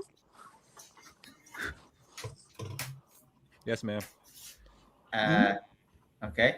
Well, he said what coach benched their quarterback and still has a job? Kyle Shanahan. Okay, but Sarah, Kyle Shanahan. Super Bowl. But Kyle, hold on, Shaq. This is easy. This is easy work. Kyle Shanahan. Kyle Shanahan played Trey Lance for 2 years, and he drafted Brock Purdy in the last pick. But Kyle Shanahan also been to a Super Bowl before he did that win. shit. So who gives a fuck? He got playoff wins. Are you playing to go to the playoffs? Or are you playing to win a Super Bowl? Who gives a fuck if you? Who remembers the losers? Nobody does. You're right, but you're right, sir. But I'm asking you though, how do a coach with no playoff win get more leeway to a coach that been to a Super Bowl and developed the last round draft pick in the NFL? What rookie quarterback Kevin O'Connell ever developed? Kyle Shanahan developed Brock Purdy. Which young quarterback Kevin O'Connell ever developed? He done had 3. I'm gonna sit back and wait for somebody to tell me. Has KOC been in the league for 8 years to develop a quarterback? Bro, No. he been for 4 years with 3 rookie quarterbacks. Who he ever developed? Give me one example, and I will sit back. JJ McCarthy's the first quarterback he's drafted that he has. So I don't know what. Wait.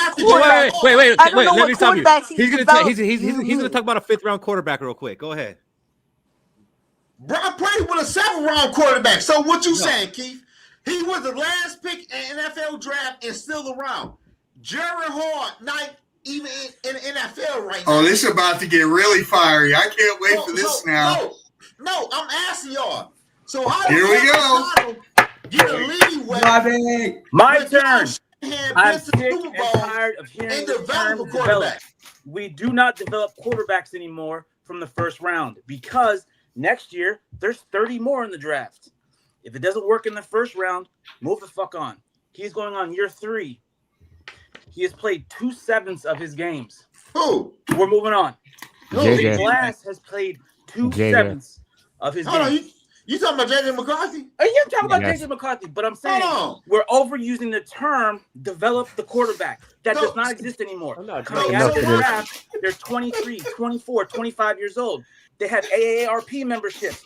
We do not develop quarterbacks in the NFL anymore. That shit is done.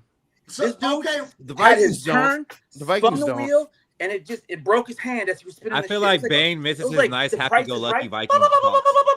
And he got injured and that shit happened. I feel like he's just happy he's done. Done. Zoe, Where's your finger?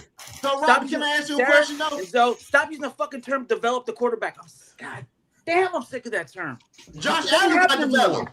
Josh Oh, Allen.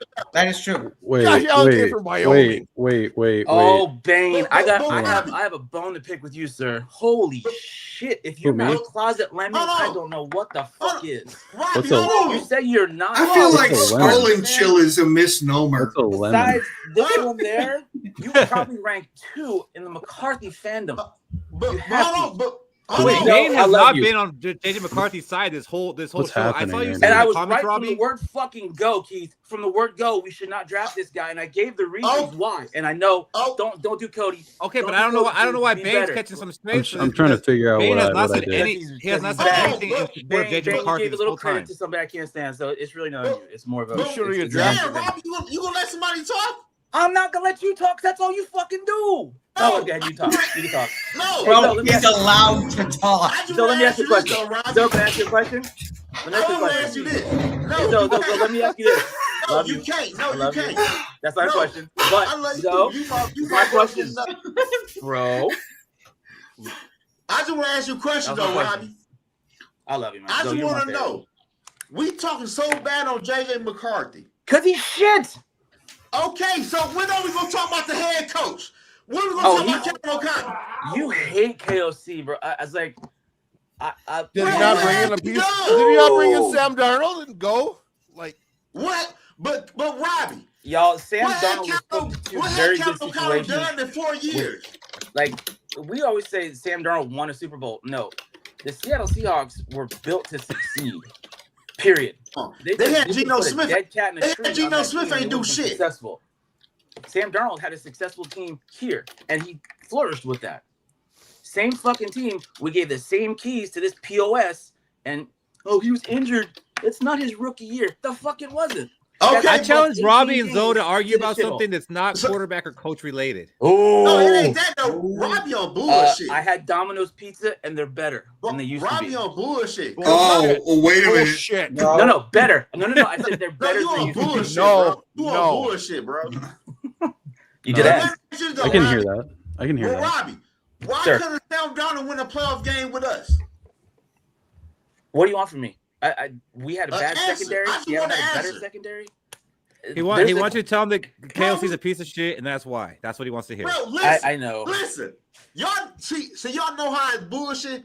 Robbie said the secondary. Bro, we put up 9 points against the Rams. So how Kevin O'Connell not So on our the secondary 2 years ago was second to last. And we had a very bad secondary. They didn't run on our ass because they could throw fucking 9,000 yards a goddamn game again. Our secondary was piss poor. Bro, how did we put up 9 points back to back? Okay, so I'm gonna ask y'all Our this. offense is bad. Yeah, don't you know that it's Kevin O'Connell's fault that the receivers can't drop the balls? You know, Okay, don't you know that it's Kevin O'Connell's fault because Sam Darnold overthrew the receivers? You right. Everything's Kevin O'Connell's fault. So I was No, always you right, I was Sarah. always But 90% Fish blaming and Keith and Shaq. Swayze than I was KOC. Hey, Shaq, can I ask everybody a question?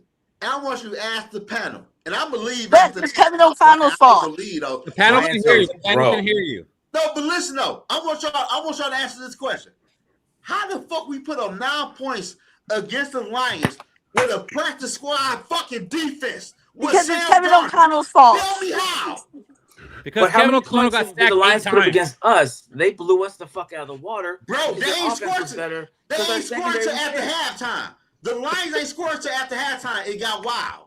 So I'm gonna ask you again, Robbie. How we put up 9 You're talking points about the one against a game? practice squad defense? Yeah, he likes to cherry pick. So cherry pick. What you mean? Well, Sarah, we technically, and I'm gonna say this even about myself, we all tend to do that to prove our own narrative. We do cherry pick. Exactly. We all. Without we all cherry do. picking though. No, Well, having remembered the game, Zoe, I remember distinctly that the Lions, even with their practice squad defense, followed the model that the Rams used, which was they flooded the middle of the offensive line and blitzed us straight up the middle and put immediate pressure in Sam Darnold's face to where he couldn't even leave. Flores fucked up those. Look at. I know we're gonna end up back here.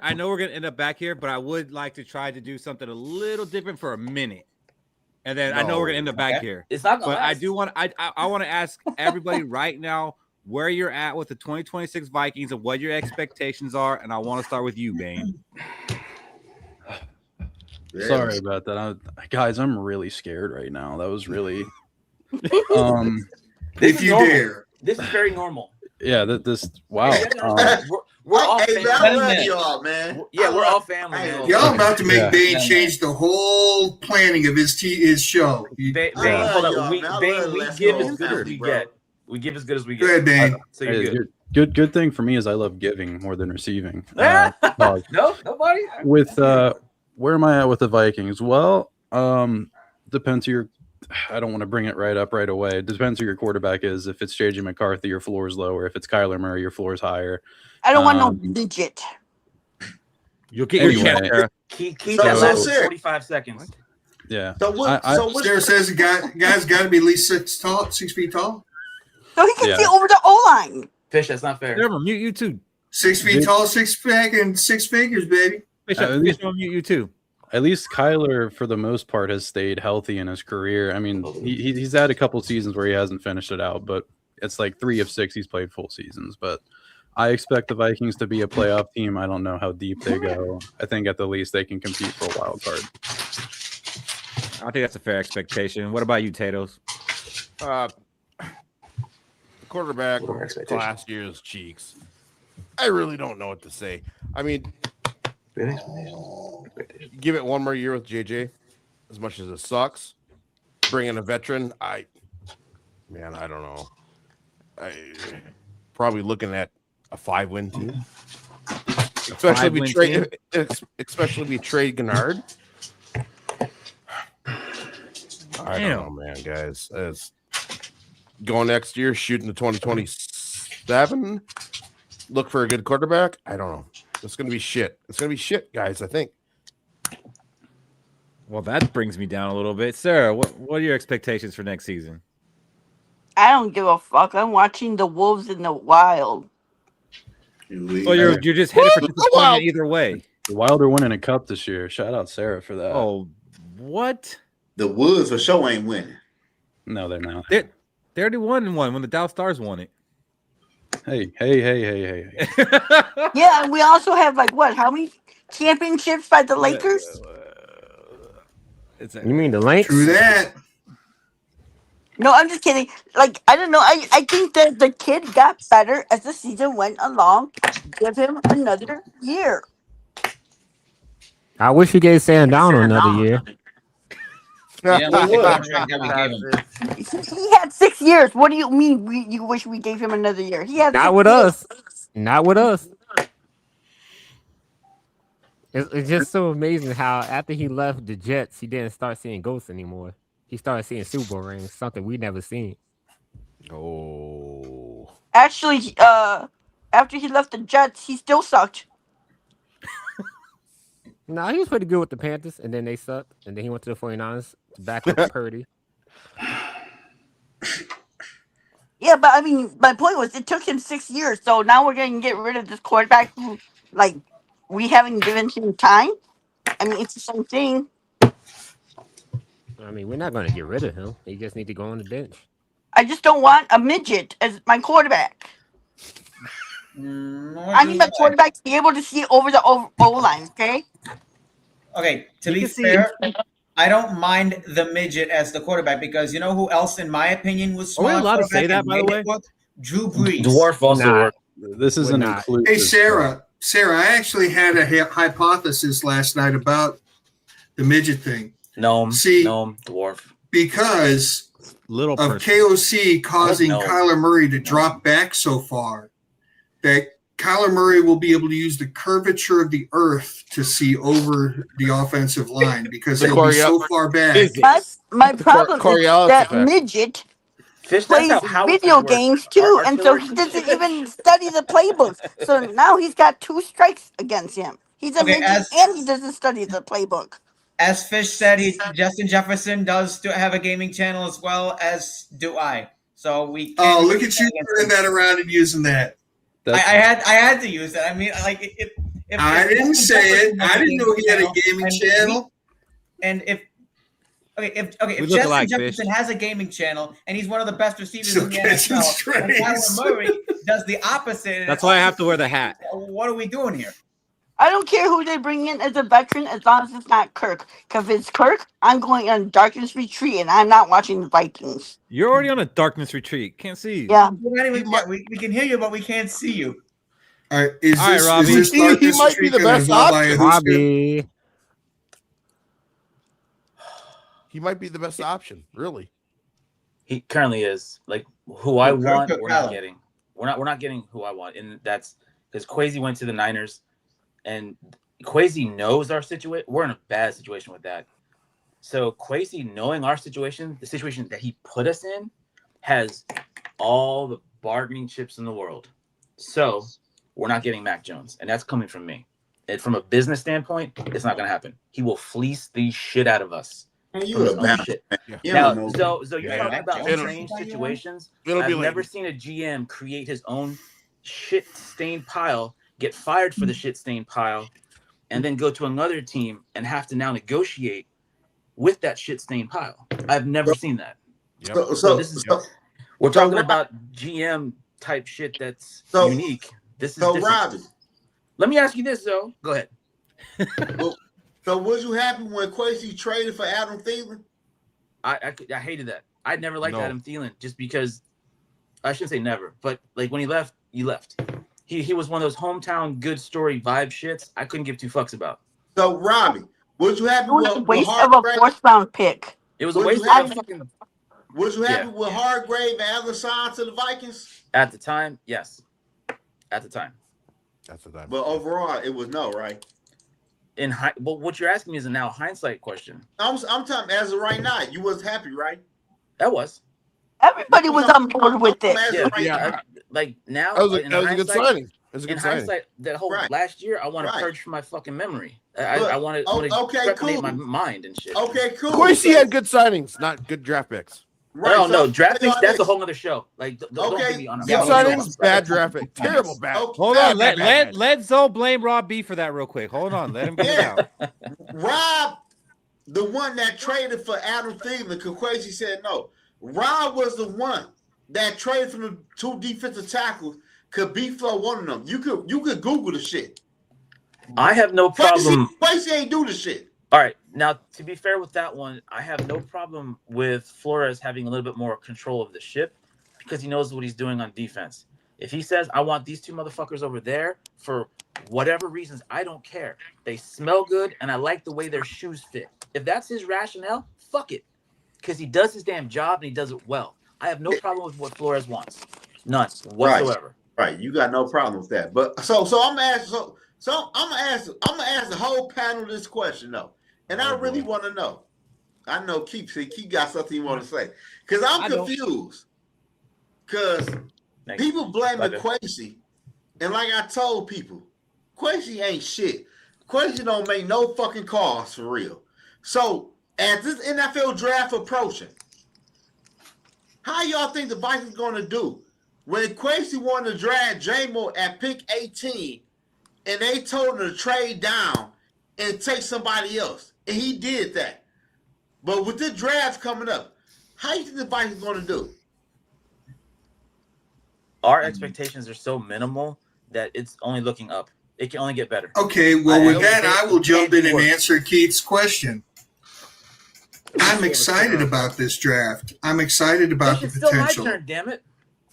Well, I'd like to add on to you, Robbie. Give us some help.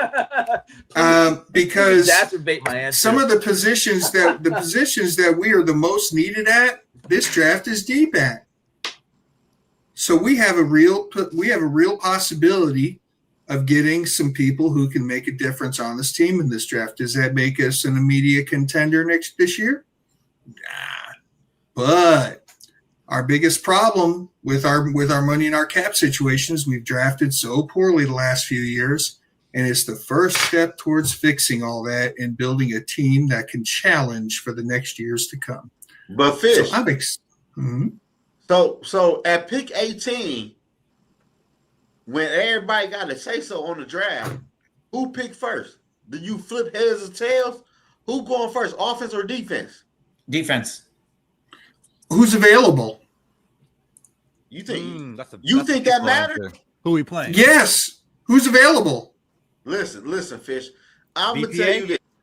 Ain't No, wait, hold on, Zo. Pause. There's always a surprise early in the draft. Somebody that you expect to be taken like in the top 10 falls out. Like think about last year, right? Will Johnson and Malachi Starks fell right past us. So even more he did too. Like we. Well, he was kind of creeping up toward us, but wasn't Malachi Starks was a top five prospect in the draft, right? Well, yes, I've been vocal about that. But if Jordan Love were to somehow fall out and fall to us, Jeremiah, we're going offense. We know what he meant. Just saying. But if not, we're probably going defense. I don't think the Vikings should pick at 18 at all. Maybe I don't think they're going to. I don't either. Well, he was asking me the question to establish dominance, offense or defense. No, I'm just asking because. Do you think we should take Kenyon Sadiq? So, you say who? Kenyon Sadiq at 18? Yeah. The tight end? Yeah. No. Okay, so I mean that's going to be probably the best offensive player that's going to be available if we pick at 18. No, but what I'm trying to say is, yeah, I'd say go running back. But what I'm trying to say is, the draft can pick up Najee Harris in the free agency. Ugh. It ain't that though, game. But Where's that mute button? Where's that mute button? With Rob controlling the draft, when Rob was in the triangle when we drafted Christian Ponder, and when we signed that word CP is okay. Well, let me say this to you, Zoe. I am not happy that we don't have a general manager and a front man established for our draft. So I have my concerns also. Can I ask this? Yes. Is it a bad deal that Robert Brzezinski is going to be a general manager and not our money man? Mm-hmm. I don't think he's going to be our general manager. I don't think. I said this last night. It's not worth the money. He's been there for like 4,000 years, so I'm sure his salary is quite high. So there's zero incentive for him to do this. And right now his job is safe. Like he's probably gonna get a pension. He's not worried about fired. No, if he takes a promotion of that, he might as well just put his head on the chopping block. Yeah, I would like to keep him around and not be a general manager. Right. Yeah, as would we. But there's zero incentive for him to do it. He doesn't need to prove himself. Yeah. It'd be a lateral move to possibly get fired. Yeah, fuck that. I wouldn't take that job. I would rather have him go back to money man and not be a general manager. Because personally, I want a football guy as our next general manager. Didn't they bring in the guy from Seattle to be a consultant? Yes, but until the draft. Man, I'm about to. I ain't gonna do that on y'all shit. I ain't gonna do that shit. I'm worried. You've probably already done it. Yeah. I just asked a question. Yes, it's KOC's fault and it's Rob's fault. Okay, so I'm asking. How's it Rob's fault? I'm not gonna do it, but I'm gonna do it. So I don't mean to be rude, but 1, 2, 3, 4, 5. So we got about 8 people on this panel. That's all diehard Vikings fans.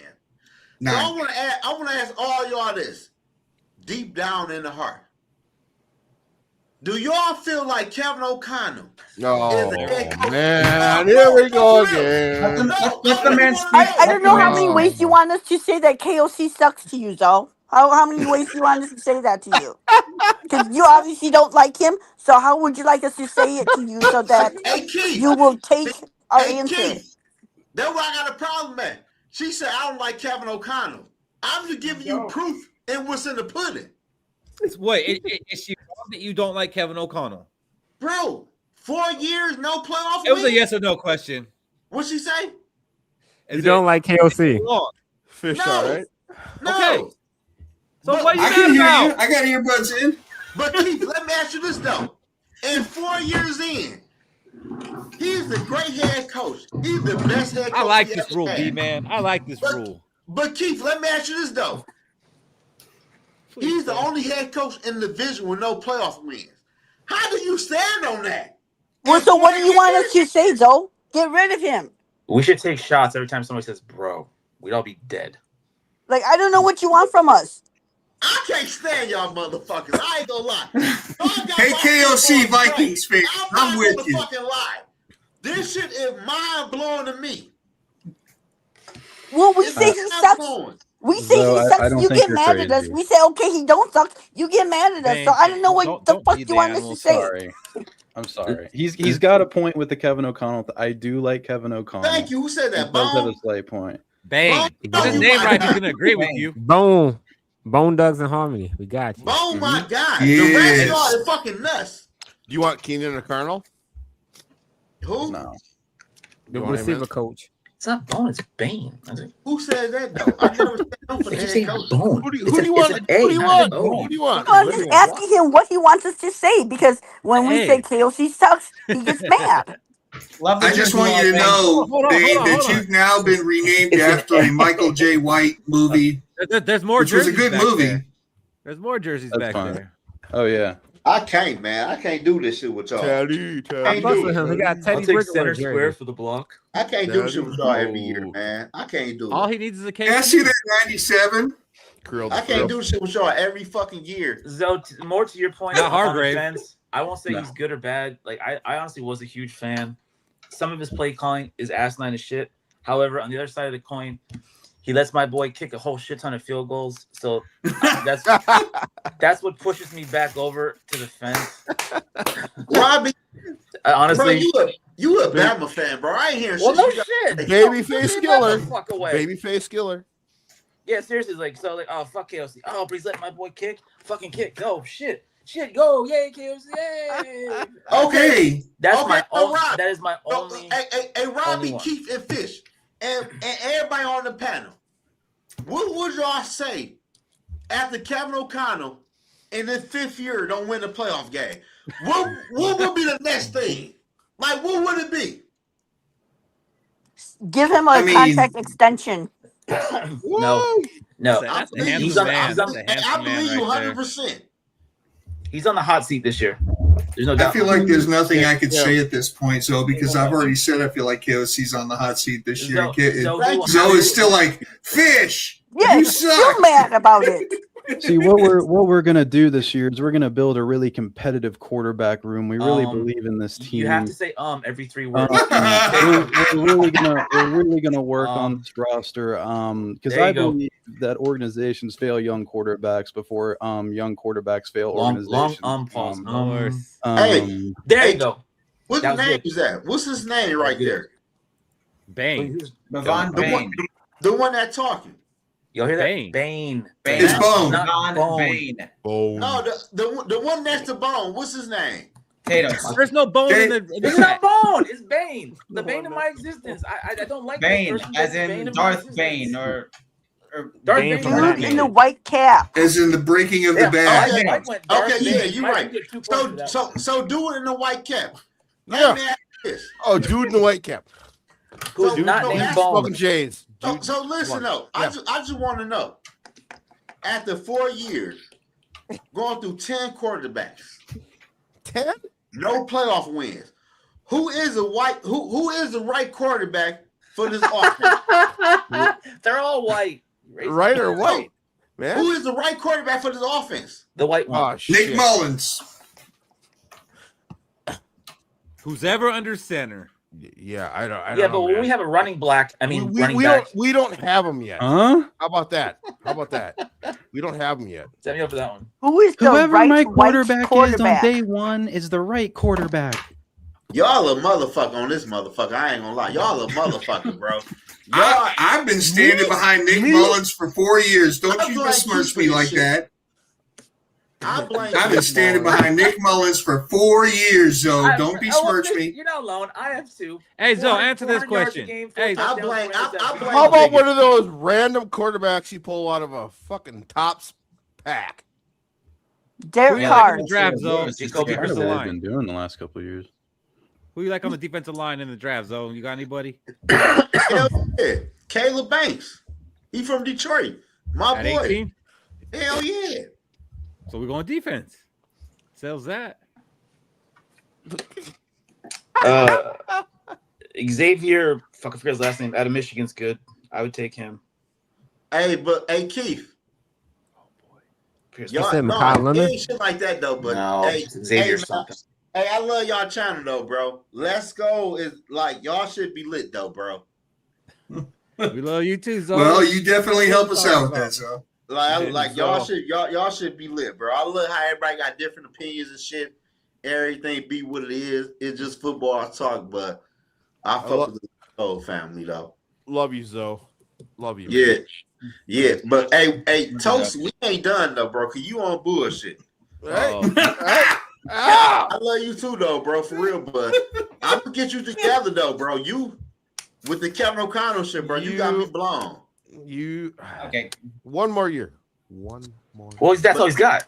One more year. If he doesn't win it at least in the division, I'd be happy with that. Like that's an improvement. If he doesn't at least do that, I just don't know who else you're gonna get. Bro, who's Sean McDermott is a better head coach. Sean McDermott? What has Sean McDermott won? Nothing either. Oh. And your point is, hey, you know Pittsburgh just got rid of a really good coach. I like that guy.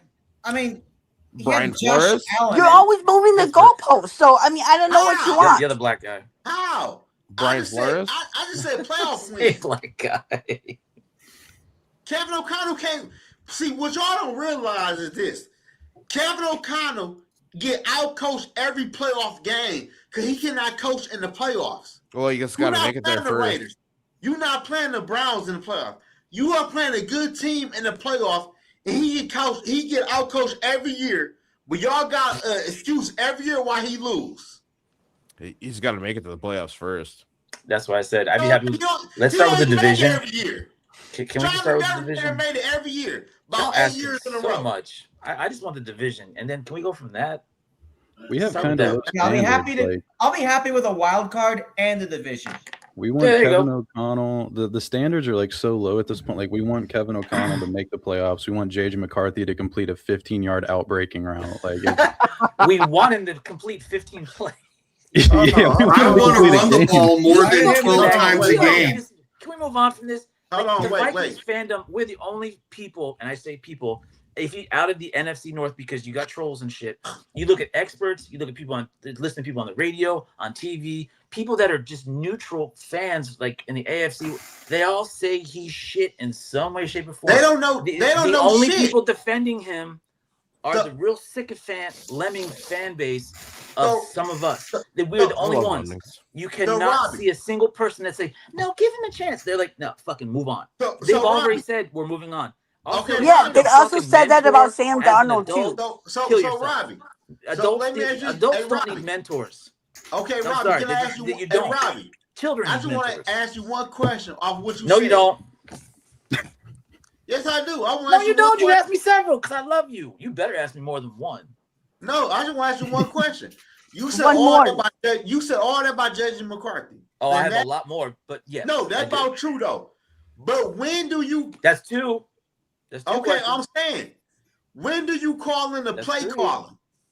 Why did it take Kevin O'Connell to week 14 to change the playbook for Ricky? Why Ford? did it take McCarthy freaking 8 years to freaking start for us?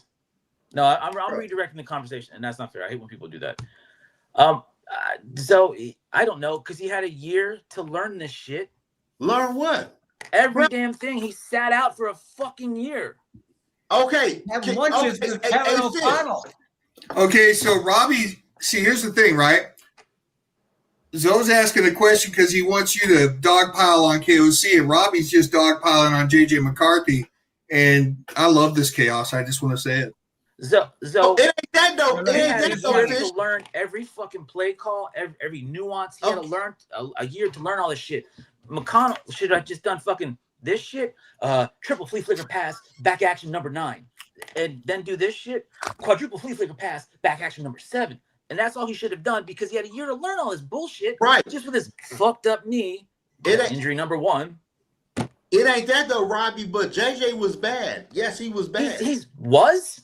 Was? No, I'm saying he bad. But what I'm asking you though, Robbie, I'm asking you one question. What quarterback can win in the playoff under the fucking offense? Give me a quarterback. Give me an example. This Lamborghini of an offense that we have. I honestly should be any quarterback. It should be any. Okay, so Robbie, so you say any quarterback should win. So why have we won a playoff? Here we go back to KOC again. I don't know about the playoffs. We choke. Cousins personally choked like I've never seen. And if you ever watch that Netflix show, and I've said this 1,000 times, his attitude after that game was so nonchalant and bullshit. Just fucking signing autographs and singing to his kids after a fucking playoff loss. I'd be punching walls and throwing grenades and shit. And he was just like, la, la, la. That's God's way of making life fun. Fuck him. So we lost because damn Cousins was a bitch. But Robbie. And we lost because I'm Darnold asking you a question though, bro. I'm asking you a question. JJ is ass. Yes. So which quarterback can win in this offense? Can somebody please answer that question for me? And I would be happy quarterback. Give me a quarterback. Piss. Nick Mullins. Fine. So any of the 32 ranking quarterbacks, his ass didn't even passer rating isn't even a top 32. See, Fish, I don't like that. Oh. Hey, Fish, you know why I don't like this conversation? Because Robbie say any quarterback. We had Sam Darnold in the building last year, Fish. We couldn't get a playoff win. When you go to Seattle, you don't like this conversation, but you keep bringing it back. What quarterback do you want, Zoe? What quarterback do you want, Zoe? If you don't want JJ Mack, who do you want? All right, so hey, I got a question for the panel. No, I got a question. So who do you want to be the coach, though? That's what you want us to. That's the conversation you want to have. Who do you want to coach the Vikings? That's the conversation you want. That's why you keep asking us the same damn question over and over and over. It ain't that. No, it's so who do you want to coach the Vikings? Who do you want to coach the Vikings? Hey, Keith. But what y'all got to realize, it ain't about what I want. I just want y'all to open your eyes up. Who do you want to coach the Vikings? Zoe, he's flawed. We all agree. Okay, Zoe, about an hour and 15 minutes ago, when you asked this question for the second or third time, I said I believe KOC is on the hot seat this year. They don't Why are you coming at me? Watch out! I'm not coming at you, Fish. I'm asking you to ask the panel. I'm not coming at you though. I don't need to. You have. Napster. See, Zoe. All right, Zoe. That's not how this. When we run our show, when we run our flagship show, we talk. It's us talking. It's you guys commenting. When we do a SKOL and Chill, that's a lemming. When we do a SKOL and Chill, we want. This is a little bit more chaotic, than we envisioned. But this is what we want. We want you guys to talk. Yeah, who do you want to coach the Vikings? Have the conversation. Because I am going to ask the panel a question. And it's not going to have to do with KOC, and it's not going to have to do with JJ McCarthy. And I'm out. And the next motherfucker that brings up KOC and JJ McCarthy in the next 5 minutes, I'm just going to mute for 10. Who do y'all see playing next to Blake Cashman this year? I hope we bring Eric Wilson back. CJ Allen out of Georgia. JJ McCarthy. Oh, rookie. All right, babe, explain that guy to me because I don't know anything about him. Somebody said you got to mute him for 10 minutes or else you're not practicing what you preach. Go play with the goddamn squirrels. I mean, I'd prefer the Vikings go. Honestly, I want the Vikings to go secondary 2 picks in a row because I'm a big trade down guy just in general because I like a lot of second round talent in this draft. If somebody is there, like I like Brandon Cisse out of South Carolina, but if you're gonna wait a minute. Who's the guy you mentioned to play next to Blake Cashman? Dane, smart Yeah, answers. CJ Those are all Allen good answers. out of Georgia. I'm bringing my notes up on him real quick. Okay. You were buying yourself time. I'm sorry. I didn't catch that. I'm sorry, buddy. But he's somebody that could. Is No, you're all Pace's good. contract up? LSU, Tennessee, and Clemson all have yeah. a very good secondary. All their corners are gold. But that's also a very good answer, too. Yeah, and to answer Sarah's question, yeah, Ivan Pace, we can tender him, but we probably shouldn't because Ivan Pace sucks, to be honest. Linebacker. Sorry. Yeah, did he peak? He seems like he peaked. He peaked year one. He peaked. Yeah, he just kind of. Yeah, I've honestly never been a huge fan of him. D Woods. I mean, he's a good. Still one spot at the table. He's a good run His first stopper, year was so. very good. Like I would say his first year was good, but then it's like, oh, we still have him? Shit, I forgot about him. Yeah, but CJ Allen is kind of like that. He can fill blocks really well. Good tackler, textbook, wraps up. Good pursuit angles, covers the ground sideline to sideline. I think he ran like 4.5 at the combine, if I'm not mistaken, or he just has 4.5 speed in general. How much you weigh? Diagnosis keys quickly, shows dog as a blitzer, natural communicator, ball awareness. He's 6'1", 230, so he is a little bit smaller, but he's That's quick. a good sized linebacker right there. Because linebackers are getting thinner, right? They're getting down into that 220 range. Did Sonny Styles play his way? They're almost becoming like safeties. Where do you think he gets drafted at? That sucks because he wasn't. CJ Allen, I think, would go in the mid to late 20s. Mid to late 20s. All right, y'all can go back to KOC and JJ now. I got my bill. I'm through. I ain't saying shit about KOC or JJ. I'm through because people are reading the chat and the panel. Like, I'm through. I ain't got shit to say about KOC is the greatest head coach we ever had. He the one. We didn't ask you to do that. Yeah, I'm straight. I ain't got. We're not trying to convince you either. No. I respect your opinion, and I told you already I'm not that far from you. No, that's fact though. But I ain't got shit to say by Kevin O'Connell and the Vikings, man. They doing good. They on pace. They on pace. I'm off of Ivan Pace. Yeah, I'm done with Pace too.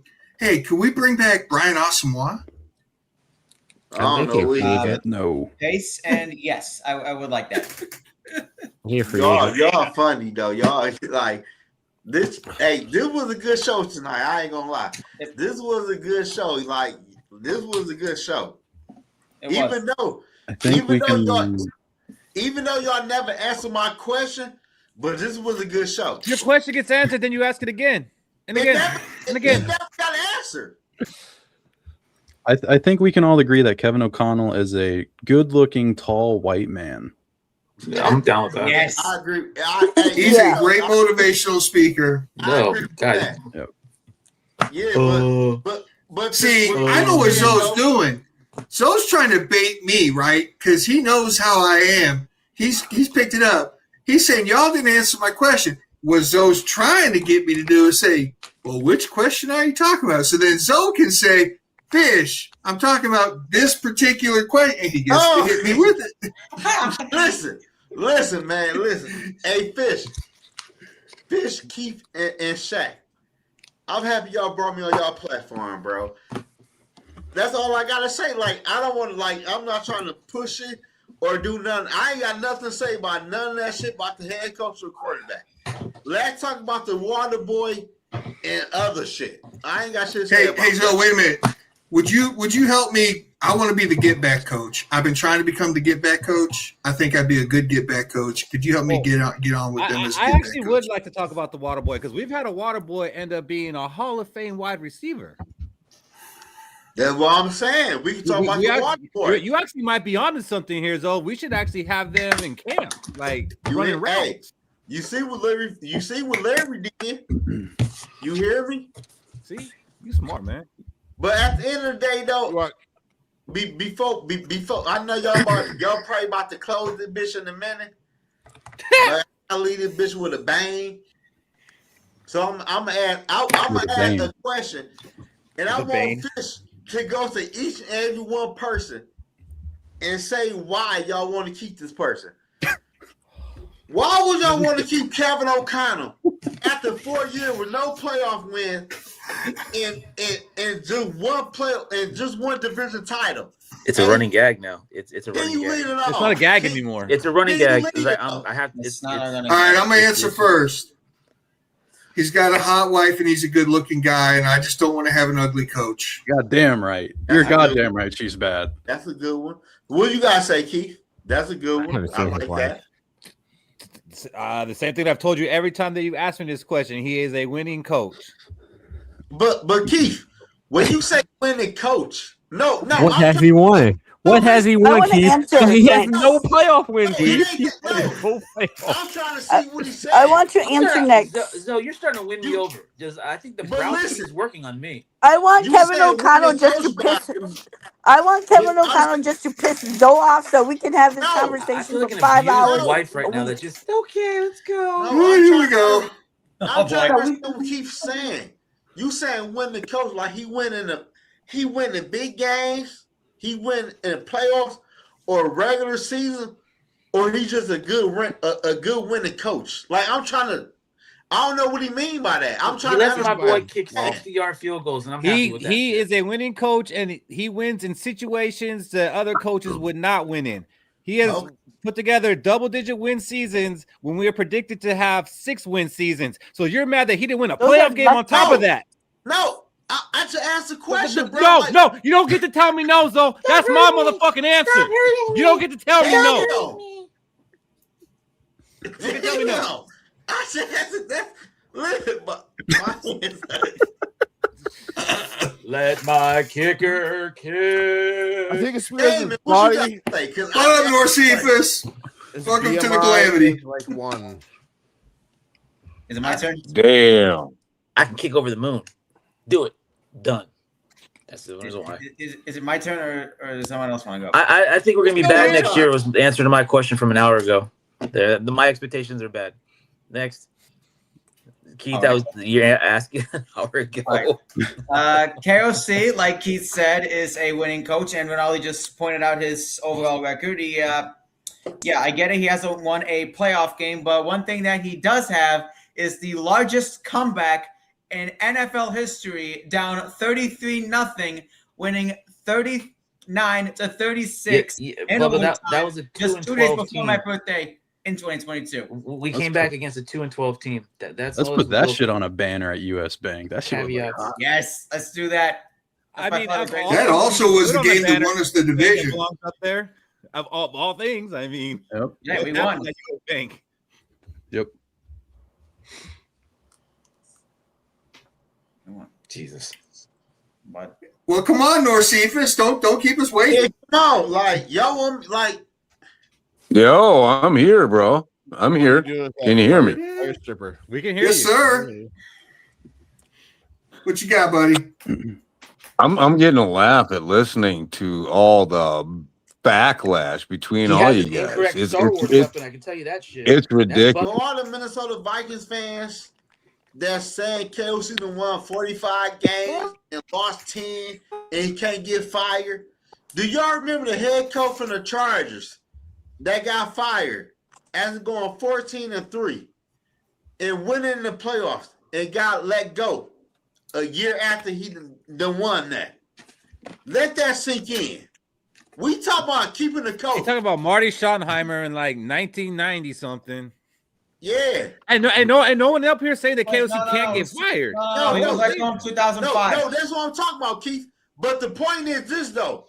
You got Vikings fans that will say he can't get fired. Chargers had some good teams that year. Games and only lost 10 games. Nobody said he can't get fired. You're asking why we like him, and we're telling you why, and you're not accepting our answer. No, Keith. No. Hold on. Wait. Y'all never told me why. Why he can't be fired, though? Hey, so Norris, I got a question for you, buddy. Now that we got the fisticuffs out of the way, Norris. So Keith, tell me why he can't get fired. Who do you think in free agency is going to be our defensive tackle? Hey, everybody. Hey, Zoe, settle down, buddy. Settle down. Fish, talk to me. Do you have a free agent that you want to get to replace one of our defensive tackles? Man, I'd love to see Caleb Banks. I mean, there's a lot. How about a free agent, buddy? You got anybody that's in the league? Ooh, man, they're just barely getting under the cap, man. I don't think they're gonna spend any cap money on free agents. I just don't. I don't see it, man. Might I interest you in Calais Campbell? I would take Calais on a fucking on a very low deal. I would take him on a low deal. Dude's old. 1 year, like $6 million. He's 40. He's like 40. But guess what? 40. Yeah, if you look okay, at his yeah. stats from last year, he's got no drop off. He has the same stats as Redmond. Man, Calais he's a freak of nature. I would offer Calais Campbell. Hopefully he'd take like 3. And then, man, hey, I never heard North talk before on the fucking internet. Well, here I am, Zoe. Speak to me, bro. Oh boy, what's the deal? You heard him talk on the phone? I ain't never heard North before, bro. I never heard him before on the internet. Like what other media would you hear him on? No, he never hopped on a live stream before. I've been on Rap's channel several times, but Man, I ain't never seen you, man. What up, my boy? I never seen you before. I ain't gonna lie, it fucking me up. And just so everybody knows, I love Zoe's channel as well. He's a straight up dude. He's a cool dude. Zoe's got a good channel. And by the way, Fish, Keith, Shaq, Brev, love all you dudes. Love all you guys. Saw you all at SKOL Fest. Well, not Brev, but saw you all, met you all at SKOL Fest. That was awesome. I'll be there this year. I'll be there too, though. Get there. Yeah, facts. But I'm happy. Time at SKOL But Fest. North, I'm happy to hear from you, my boy. I never heard you on the internet, bro. I drop my link all the time. You never hit the fucking link, not one time. Well, dude, talk to me, man. Bro, I'm happy to hear from you, though, my boy. I ain't gonna lie to you. It fucking me up hearing you talk. I don't know what I did. I don't know. Yeah, keep the connections and shit. Like it's good for damn, tic-tac-toe, like, like Hollywood Squares. Yeah, this is like celebrity tic-tac-toe or Yeah, something. it's Hollywood Squares. Yes. I've been on there about 3 or 4 years, or 3. I don't know how many you've been, but I never heard North on the internet before until today. Well, I always try to stay off camera. You know how Too Evil stays off camera on Rap's channel? That's kind of what I do too. Well, man, I want you to tap in with me more, bro. Hey, man, we'll meet. I ain't afraid of meeting anybody. Yeah, I'm coming to SKOL Fest. Again, damn, you don't develop quarterbacks anymore. That's not a fucking thing. Hold on. Go for you do not develop. You know what? I've had just about enough of Tatos running his damn mouth. He talks way too much. He be taking this show over. You can't nobody get a word edgewise for him. Hey Zoe, how do you feel about me being on the bottom here? Wow, that's wild. You at the bottom. I ain't gonna lie, my boy. Just wondering. Run my That's wild. Kinda But like that's it. why though, man. Like he's at the beginning. Oh no! Y'all, now I'm surrounded by Here's a these story men. of a man named Bane That's the first thing I thought of who too. was bringing up 3 temperamental Vikings fans. y'all bring the Vikings fans together on Let's Go. Like All of them had no hair because they pulled it out because of the Vikings sucking. even though Oh fuck! I don't agree Hair. with half of the shit y'all talking about on this Dan motherfucker. Barrero. It's all love though. Like, put me at the last. Fuck it. Put me at the bottom. That's the I didn't know beginning. that It's not the bottom. the It's the freaking formation beginning. has some kind of hierarchy here. There's not a I hierarchy. just like being Beginning. Zoe's bottom. Well, Oh, down top. If there's a hierarchy Down top here, and Keith. Hey, where's Cody at? Where's Cody at, by the way? I want to know what Cody at. That's what Cody I want. is being a good husband and father, unlike some of us. I want to talk to Cody and Keith at the same. Only Keith get the shit tonight. Who said that? Sorry. What you sipping on, Keith? I said it. Who being a good father? Who said that? Oh, Cody's a good father and husband. His wife is pregnant right now. He's not allowed to come on 2 nights in a row. Keith my dog, though. You know what? I fuck Good. Jack and Cody. Like, let's go. Like, Hey.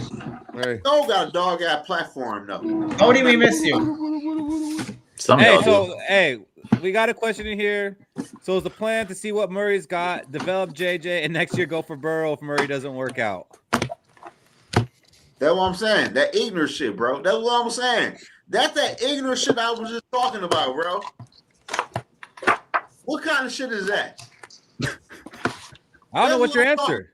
Burrow, we do not That's want bullshit. Burrow either. What is everybody's fixation with Burrow? He's as injury prone as you get. Like, that's Dude, bullshit. he's a top 3 quarterback in the damn league. when he's playing, yes. Do you know Joe He's Burrow missed the injured playoff a 3 lot. years He's in a injured row? as much as McGlass Yes. is. Seriously, Burrow's injured a lot, and those hand injuries pass, hard pass. And I like Burrow, but Burrow ain't. like hand and feet injuries, you can't. Those things are very difficult to recover. Yeah, I mean, you can't Center hardly squares, keep your though. OnlyFans account going where you're selling them pictures. Oh, I'm sorry. I'm doing fine on there. But again, the age of developing quarterbacks is dead. It's fucking dead. They either got a hit or they don't, right, Robbie? That's it. Your first Josh round Allen quarterbacks got they either developed. hit Robbie? or they're done. How? Josh Allen got developed. That was many years ago before all the quarterbacks coming out now are on. That was 6 So, years ago. all the quarterbacks now are getting master's degrees and shit, having 6 years in fucking college. They're coming out at 23 years of age. There's nothing to fucking really develop, especially your first round picks. They either hit or they're done. Because again, next draft, there's what about 7 more. Bro, you sound like revolving a door. bro, you of was a people. Kevin O'Connell This isn't a fan. I happy hate the shit you business gotta say. where you need to invest in children and shit. If the shit's not working, you move the fuck on. Man, It's a rookie contract. You don't move over quarterback after 2 years, bro. That happens nowadays. That's the fucking thing. I'm telling. Okay. Fisher had this conversation the other day. Fish. So that is the thing now. Is again. Fish. What I do with quarterbacks? It's what's gonna happen. Before Embrace y'all this end this shit. bitch, I You got can a blame list the of NIL quarterbacks. on that shit, Bubba. I got a list of quarterbacks that was ass in their first year starting.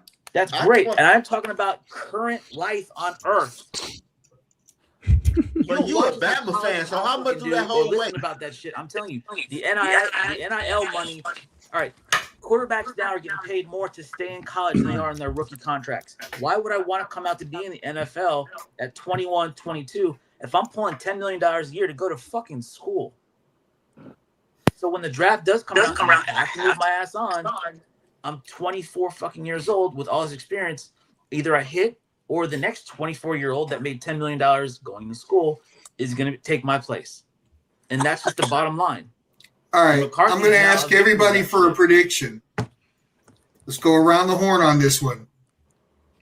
Next week starts legal tampering.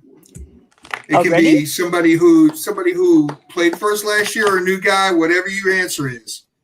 Start with you, Bane, and just go right around the clock. Who's the first person they announced that they signed in free agency?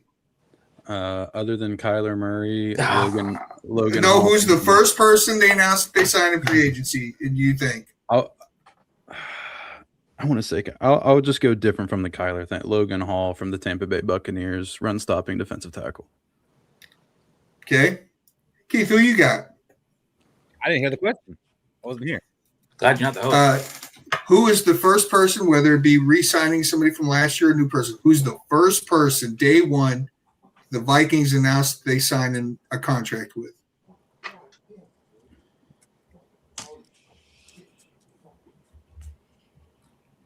And it could be a Viking from last Yeah, year? it could be re-extending somebody. beginning of free agency. Oh, Eric Wilson. Oh shit! If you were extending people, yeah, Eric Wilson probably. I missed that part. Okay. Who you got, Shaq? Kenneth Walker. Ooh, What? Don't give me I hope. made a video about that. What? Kenneth Walker. Don't give me hope, guys. Who you guys go? I don't want Kenneth Walker. I got cornerback from New Orleans Saints, Alontae Taylor. Yes, that's who I got. Who you got, Tatos? Kenneth Walker. Hold on. Hey, Fish. I got some momentum going. When you go to the other people, Stop. Can you ask the other people on the platform why would they want to sign Kenneth Walker to a $15 million contract when we only got 30? Who you got, Robbie? I'm gonna be unoriginal, Kyler. Who you got, Norse?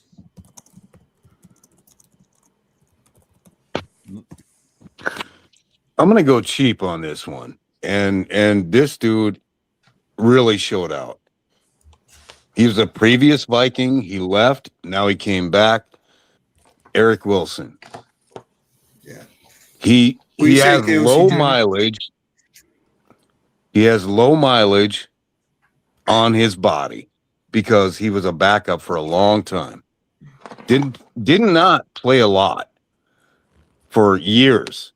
And what he showed last year, it was range, it was coverage, it was tackling ability. I'm going to go with Eric Wilson. If we can steal him for cheap, I want him back big time. 2-year contract, little money. Sweet. Who you got, KOC Jr.? All right. Outside of Kyler Murray and No. Who's going to be the first? Give me Joe Mixon from the Houston Texans. Joe Mixon? Yes, give me Joe Mixon. Joe Mixon. Sarah, who's our first signing going to be next week? I'm going to say this name just to piss Zoe off. Spencer Rattler. He's got to be a free agent. Sarah, I love you. I don't care, Sarah. You fucking I love you. You're done. You get a pass. I came in like a wrecking ball. Sarah, if you ever need to throw a card in my face, I am now giving you 3, and I was fucking shut down. Like I sort of got Diggs. Stephon Diggs would be a good one because it worked when we brought back Randy Moss. It worked when we brought back Adam Thielen. Why wouldn't it work when we bring back Stephon Diggs? Did it work? Third time's a charm. Because Diggs got some trouble afloat on him. Am I crazy? Like I really hope we don't pay Jalen Naylor. Is that no? There's a great topic. I really don't want to pay Because we have Jalen Ty Naylor. Felton waiting to something. Yeah, I'm not paying what would be an acceptable contract for Jalen Naylor then? I mean, he's gonna get $12 to $15 million. I'd rather get at the Yep. There's I'd like rather 10 draft. teams out there looking to get Jalen Naylor for like $12 million, guaranteed. Let him go. Draft Malachi Fields in the 3rd round. That's the Brevin Bain guy of the deal. year. Malachi Fields. Yeah. I like that one too. Yeah. I'd rather give that money to Kenneth Walker too. I don't want Kenneth Walker. I'm not gonna lie. Who's going to be our center? That's going to be me, Sarah. I've been working out. The draft has a few very good ones. Sarah, that's a great question. Now, all you guys on the panel, what do you guys have to say about the center position?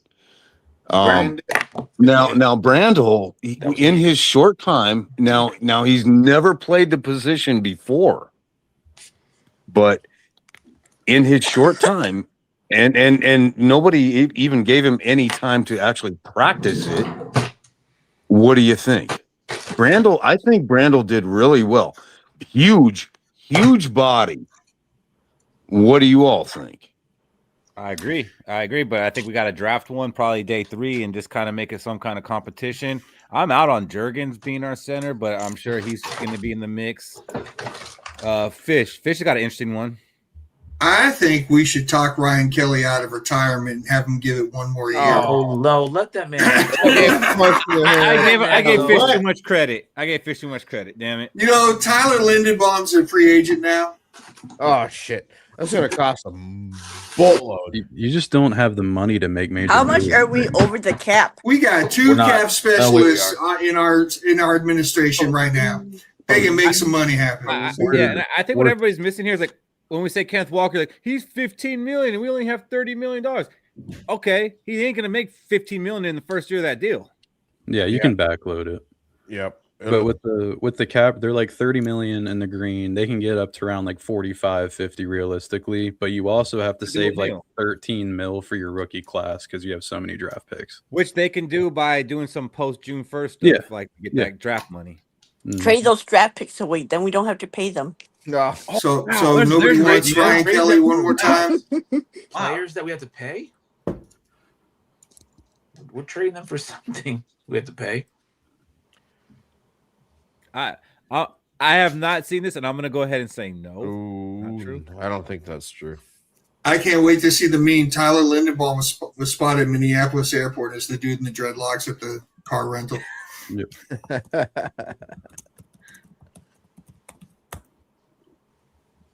And they're going to keep backloading T-Bats. That's just the way the NFL works now. And they have to. That's the situation. Who did he play for previously? The Ravens. Ravens. Yes, he has purchased a home in Minnesota. Really? Yes. Yes. Are you getting that from the Onion? Yeah. Or from Zillow. The butthole. I don't think Zillow posted who it's sold to. A breach of like This is 9,000 from Biz contracts. Journals and Linden Home. No, Linden Hill. Maybe he just likes the color purple, y'all. Maybe he wants a summer home. Y'all reading too much into this. God damn.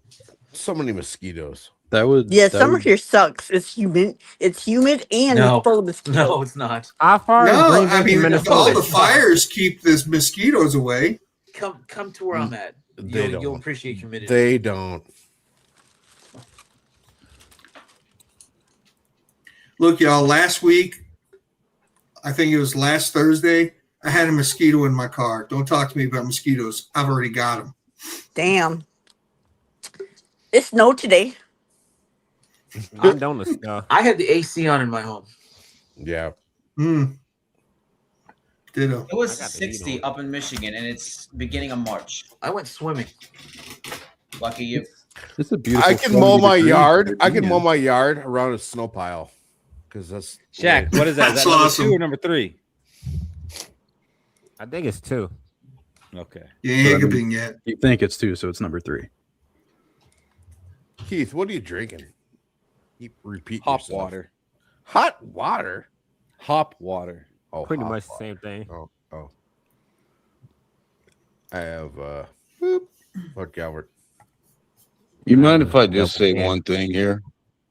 Absolutely. Go ahead. Yeah. You know, I was messing with Brevin on Rap's show earlier, and I think it is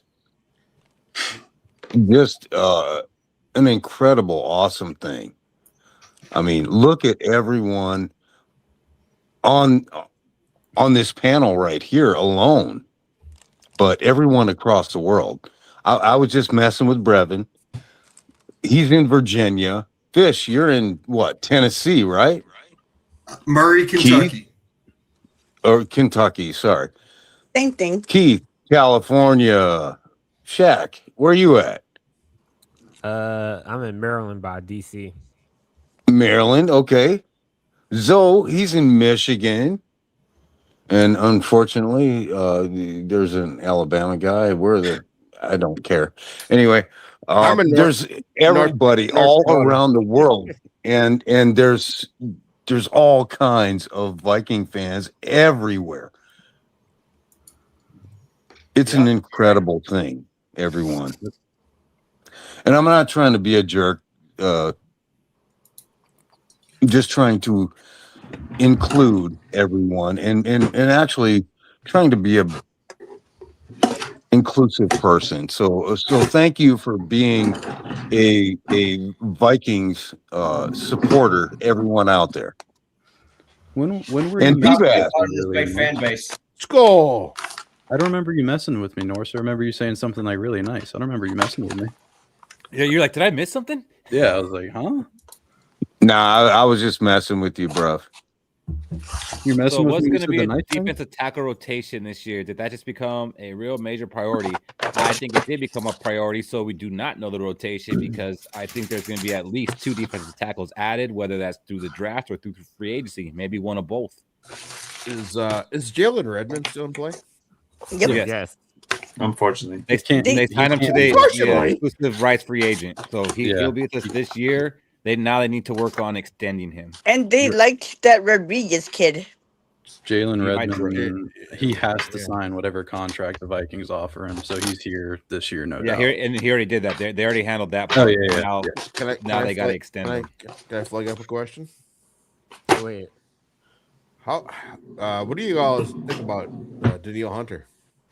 Or sorry, Jesus Christ. You should have never let Hunter go. We should never let Hunter go. Grenard, he wanted too much. You want Grenard or did you mean Dallas Turner? Oh, thanks. No, thanks, Keith. I think he's going to take a huge step this year. Is he going to be the next Danielle Hunter? Need him to take a huge step this year. That too. He's got to take that step. I think. What do I think of Dallas Turner? I think he's our next safety. Just yesterday, you said that's not happening. You're back. Man, I'm out of here, man. All right, Zo. All right, Zo. Skol, Zo. Great seeing you again, Zo. Oh, I had to ask him a question. God damn it. So pretty much, if we get rid of Grenard, we're gonna need Dallas Turner to step up. Otherwise, that's gonna be another hole we're gonna have to fill through free agency or the draft. Yeah. Well, we got B-Flow, so it shouldn't matter who we have. Why are we getting rid of Grenard? Because because he wants more money, or what? Cap. I haven't been paying attention to Sarah, Vikings. he's worth something at the moment, so he'd be valuable for trades too. He has asked for a raise. He says that he's paid under his value and he wants his value. Did you see the comps? Which is fair. It's a fair statement. Is it fair though when you already signed a contract? I think it's fair to play out your contract and then ask for that. Or at least have a better year than you did the year before. That's the thing, though. Like your last year, after you had a down year, you remember, like an epidemic will hit, and everybody has sore throats or inner ear infections for as holdout bullshit things that can't be proven until they get that money. That's why they're going to trade him. So yeah, right. He's got equity. So that's the bottom line. Really, whenever you sign a contract, because NFL contracts are really, even if they're a 4-year deal like Grenard's, they're really just 2-year deals. Oh, Rosenhaus he's after year 2. So. Yes and no. Yes, because the guaranteed money's gone, but I don't think the Vikings were going to cut him or anything. I think no. They were going to keep him on his like $21 million cap hit this year. Yeah. But now he's asking for more money, so now it's kind of like. After that second year, you can kind of enter that phase of I want to be paid more. But if you're getting a second-round pick for Grenard, like you take that all day. Unfortunately, I would take that. I would take a second-round pick in heartbeat. That sucks because he's a damn good guy, but business. Dallas Turner, like I want to make the gamble on Dallas Turner, but like I know he had promising sack numbers last year, but sacks aren't everything. Like 3 of them. He was high on pressures too, though. Yeah, a couple of those that quarterback ran into him. Yeah, so it's not his fault. They're being chased by somebody else. I have high hopes for Dallas Turner. Before we drafted Dallas Turner, I thought he was going to win Defensive Rookie of the Year, and that's when I thought the Vikings had no chance at him. But he's more of a long-term project that obviously, as we should have, I should have known then. But can I ask another question? Yes. Zoe's now replaced. Just reading this. Hey, do we need a defensive tackle, like a nose tackle, like a big boy? Probably. Fish. According to Cody, no, because Brian Flores don't use a nose tackle. According to our needs list, yes. Seriously. Well, according to the needs lists. But does that fit our defense? Yes, there we go. So according to Cody, our scheme expert, he says B-Flow does not use a nose tackle. That's what I was kind of thinking. Like, we don't use like. And then, according to what we saw last year, where every other week we got ran down our throat, I was thinking that. I'm going to say we need a stalwart nose tackle. Our running defense was not as bad as you thought it was. Yes, it was. Every other week we got gassed for 200 yards. Yes, it was. It was. Stop Saquon though. I think our What run everybody defense else was this year. like our run defense was like really good the second half of the year. Yeah. I'm pretty sure. Other than that game against Bijan, like the run defense wasn't that bad at all, actually. But that's Bijan. That dude's the fuck you say. Pittsburgh ran all over us. In Pittsburgh, that's what I'm saying. Every other week we gave up. We got gashed, and actually no. Our run defense ended up like 10th or 11th. No, we were. What we do have, we had good linebacker play, and we actually have tackling corners. Bane, what y'all forgot about Vidal from the Chargers, who ran all over us too. No, Shaq, I did not forget that. I seen that. I had a pretty good view of that. Bane was saying something. Come on. Oh no, I was just saying we allowed like the 21st highest yards per game in the NFL, but the second half of the year is what really brought the number to not be awful. Okay. See, Bane, there's where I also have a problem. We also played shitty teams. Why do we give the defense credit for what they did at the second half, but when we talk about JJ McCarthy, we don't give him credit because look at the teams we played. No, I hold on. I can answer both those questions because of the teams we played. That second half backlash of the Giants. But I'm saying Cowboys, the defense gets props. Those The were defense shit. gets props for what they did. I'm not.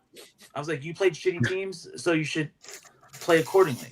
You played shitty teams. I said that, Robbie, Keith, and I understand got what you're laughed saying, at and I in the agree with you. Discord. It's like there's no even comparison to have to neutral playing ground to that. So you should play it either as bad or as good against good teams as you do against bad teams. Otherwise, then you get skewed stats that we're looking. Well, the second half of the year, bullshit. We played garbage ass teams who were just we'll show up. I don't think they're mutually exclusive either. Like he played lesser competition, but McCarthy did look better in the second half of his last 4 games. Like it's true. It's just a fact. So should she look bad against bad competition? Would that make us feel better? No, it would make us feel worse. Exactly. It'd make Robbie feel better. All I'm saying is those things can be true. I won this conversation a long time ago. I'm so past. Like I'm not gloating. I'm past gloating. I'm so far past gloating. It's ridiculous. I want the fucker gone. Yeah. I'm just saying both things can be true. Where he played better against lesser competition, but it was lesser competition, and it was after we had to completely dumb down the offense through KOC. But I mean, why does Drake get all this praise when he played? Like 10 of the teams he played against got their coaches fired. Why does he get praised then? Because the NFL is a what did you do for me league, and he was the quarterback of a team that went to the Super Bowl. Whether it's fair and he got his ass beat when he played real competition. I agree with you. I'm just saying what the NFL is. Thank you. Yeah. That's your standard. How well do you do against teams that are either better than you or as good as you? Napster. I get that. They had a good game against the 8-win Lions. Who didn't one win more than I thought they'd have. Who Gibbs only rushed for like 20 yards in each one of those games. They didn't use Gibbs at all. And might I also say that they came in 4th in the division. And also, speaking of which, we stole the last place crown from them. Y'all, now that Gibbs is the only one in the backfield, that's bad for us. Robbie, we already heard this from you. I'm so past over. gloating about bad tearing from us us? up that I don't even want to talk about it this year.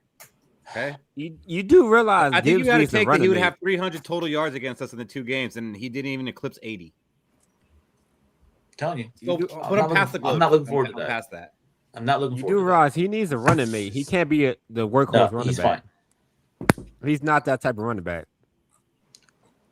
that. Okay, he's about to commit some freaking like war crimes. Or get shut down by good defenses. Well, he's gonna crush us. Jahmyr Gibbs is insane. But I think like Brian Flores might have just figured out Detroit last year. Like it all started with pressuring Jared Goff up the middle, and then they just crumble from there. That's the blueprint to beat Detroit. It's like how we got beat with Sam Darnold. Mm-hmm. We took the Rams game and then we threw it right back in Detroit's face. Speaking of Seattle, they're gonna run that shit back next year. All that credit to all JJ that cap McCarthy for space. going into Detroit and beating the Lions in Detroit after being off for 6 weeks. Yeah. Wait. You think that Seattle's gonna run it back, Super Bowl champion? They have all that cap space. And I they have hope all so. those draft picks. I don't see why they wouldn't. I hope so, Mike. Like I they really honestly hope so. could just. Okay. My buddy actually called a Packers and Dolphins Super Bowl. Yeah, okay. Okay, but you also said that JJ McCarthy would start over Kyler Murray. So my buddy said that. All right. Everybody, I got to work tomorrow early. So thanks for joining us, everybody. Have a good night, and let's go. You too, Fish. Thank you guys for letting me be on here again. maybe All right, Fish. we're good. I wanted to ask something though. Everybody's pumped up about Kyler Murray. Anybody else? Why would the Cardinals be letting him go? Like, it's only $36 million. Like, that's not a lot for a top starting quarterback. Are we worried about his size? Fandom. But like, why would we be excited about it? And the people that have them in their possession right now don't want them. Subconscious. They're actually going to eat $36 million to get rid of them. Because our quarterback room is so bad that, again, subconsciously, some of us either have come to the conclusion or are in denial about it, that it's that bad that anybody is a fucking upgrade from what we have. And that's almost, I'm speaking in hyperbole a little bit, but it's true. And he is and you can hate him, love him, even say that he sucks. Him being shitty and sucking is still an upgrade than, oh dear God, what we have right now. So I'm excited for it's better than what we have. And that's my attitude. Health. I think health, like availability. Gives attitude, consistent quarterback. I think quarterbacks and organizations just have expiration dates with each other sometimes, and that was clear in the middle of last year that Kyler Murray, his expiration date was in Arizona, and Arizona is like an awful organization. So I'm not saying none of it was Kyler's fault, and you're also only getting Kyler for $1.3 million. Ben, to jump on what you said, I'm going back to what I'm saying, and that expiration date is now much more narrow with draft classes the way they are now. So we're not going to see quarterbacks that are in longevity years. That's done. We're going to see. We'll give you 2 years tops. You don't have it again. I got freaking 80 more coming down the pipeline. Do we bring him in for like a league minimum and then you have to? He has to sign for $1.3 million because of his offset language in his contract. Kyler starts and does well. The McCarthy thing is the ship is done. It's probably over. Yeah, it's writing on the wall. The writing's on the wall. But what does well? Like makes it to the playoffs, wins 2 playoff games. Like what does well? Because we equate too much of that, and you know how I am about this wins-loss bullshit. That's only for MLB pitchers. Okay, what's your definition of does well? Numerical well based on league average. Let's say top 14. If he's because the top you realize though, Robbie, like if you're going to keep him, it's probably going to cost you like $45-50 million. There's no way. No way. Dak Prescott There's gets no that. way. What do you mean there's no way? Again, the Cowboy. You want to compare the Cowboys organization to anything that has any kind of mental freaking disability? There's other teams that don't have mental. He'll be a free agent, so someone else can give him the money. So Kyler can either stay, and we've had this conversation with Cousins, et cetera. It's like we give him a very reasonable deal. Cool.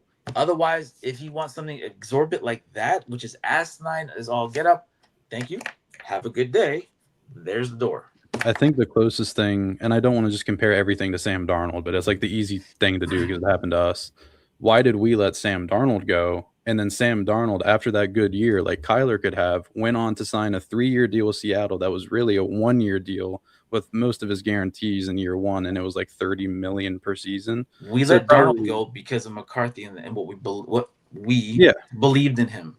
Yeah. So that was the nastiest gamble Brev, I've ever seen. You've heard that we've offered Sam Darnold a 1-year deal, which was basically the same thing as the Seahawks without the extra fake years on it. Yeah. I'm just saying if Kyler is to have a good year, he's kind of in that Darnold situation where, okay, I don't know if we can truly bet on this. Let's give him a fake 3-year contract that's relatively low compared to the market.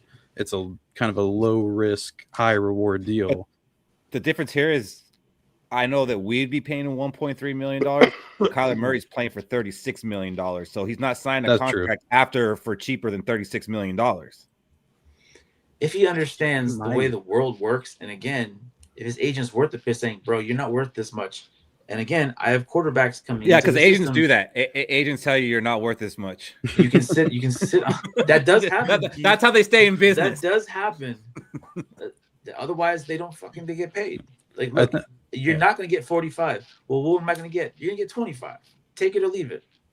I think you raise a good point about him probably not signing a deal for less than $36 million, but also that contract he signed with Arizona kind of was based on projection. It's like it was a gamble on the future. It's ridiculously skewed.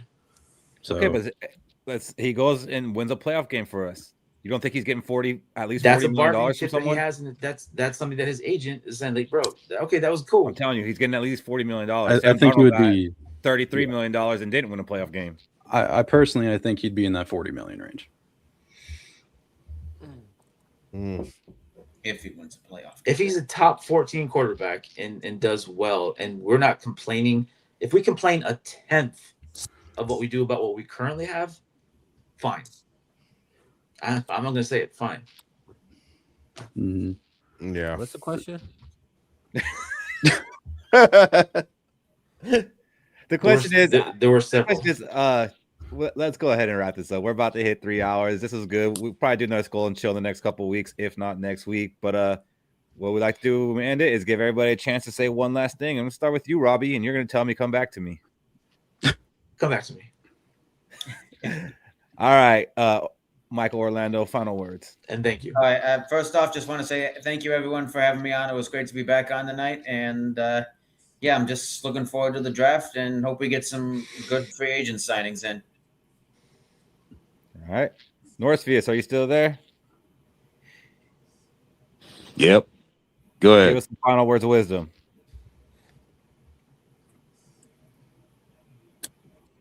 It's a community.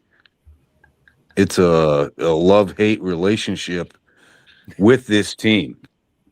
And this fan base is fucking schizophrenic as hell.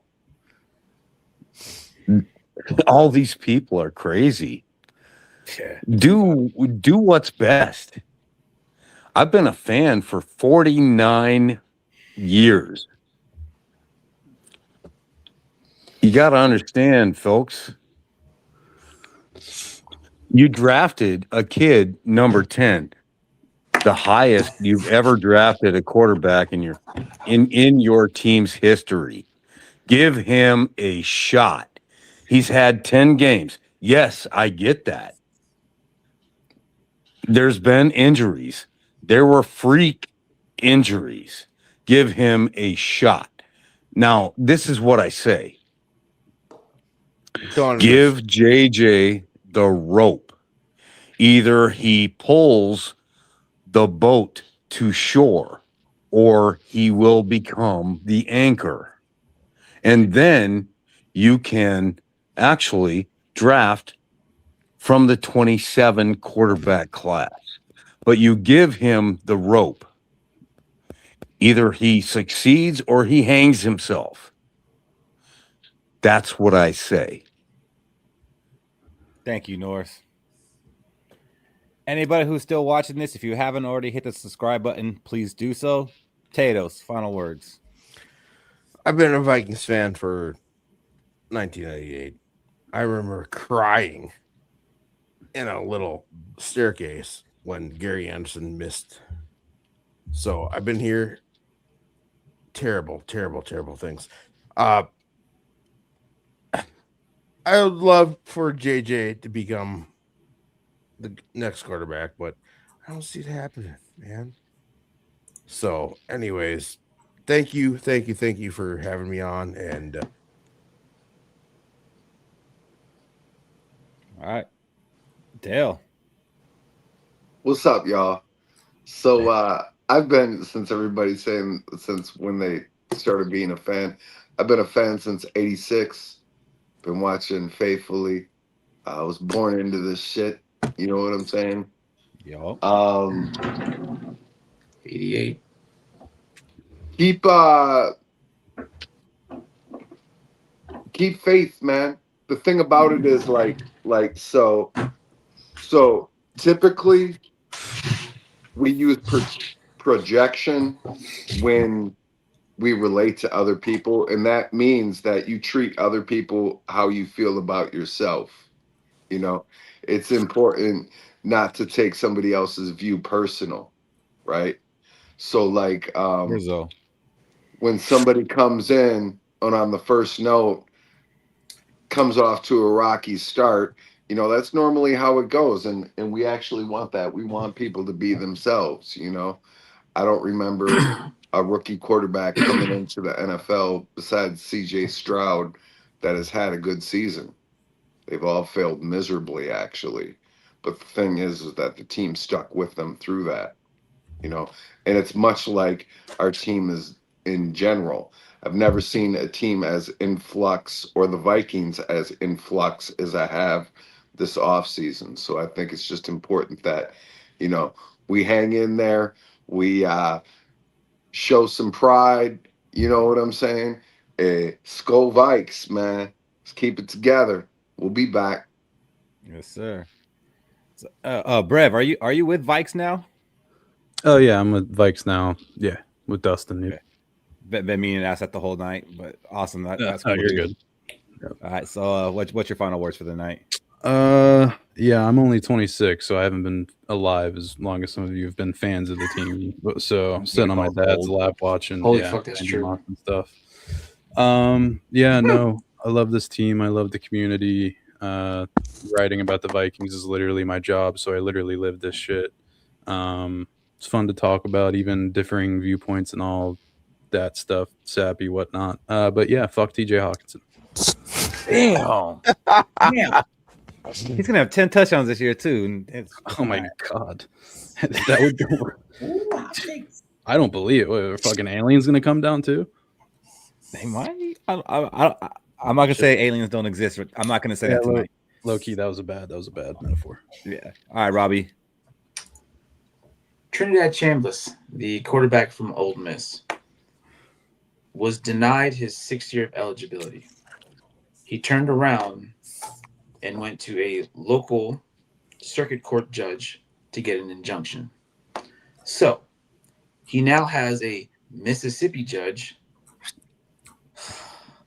who went to Ole Miss saying, give him another year of eligibility. What that is now going to set is a nasty precedent which supersedes higher level courts if all students need to do is go to alma maters and say, I need a local circuit court judge to put an injunction on and give me more years of eligibility. This is going to have a nasty domino effect into the NFL with the quality of quarterbacks that we're getting from the draft. It just adds more to what I was saying before. So we need to be more careful with whom we select and whom we invest our time with, especially in the draft. So buyer beware. It's going to get worse. It's okay. All rookie quarterbacks are going to be 27 years old. They're all going to have PhDs and be dentists and shit. And families. Shaq. Mortgages. Final words are pretty much be ready for free agency. It's officially about to start. I want to say legal tampering is Monday. Don't get mad at the Minnesota Vikings if we don't sign nobody the first day of free agency. We usually don't. Last time I think we did, that was a high profile, was Kirk Cousins, and I hated it. Hated it. Other than that, it's draft season, so next episode of our podcast, we'll be doing our draft talk. So make sure y'all tune into that. Get yourself some rest. All right. Well, thank you all, especially you in the chat that has stuck with us for 3 hours. We had fun. We haven't done a SKOL N Chill in like a year, so we'll be bringing that back during the off season, doing more of these on Saturday nights. We'll be doing that more on Saturday nights, but our flagship show is Thursday nights, and we will be live again Thursday night. Till then, let's skol. This was fun. Let's go. We lose an hour tonight. Fuck to you. Let's go. For Viking fans, Minnesota Vikings.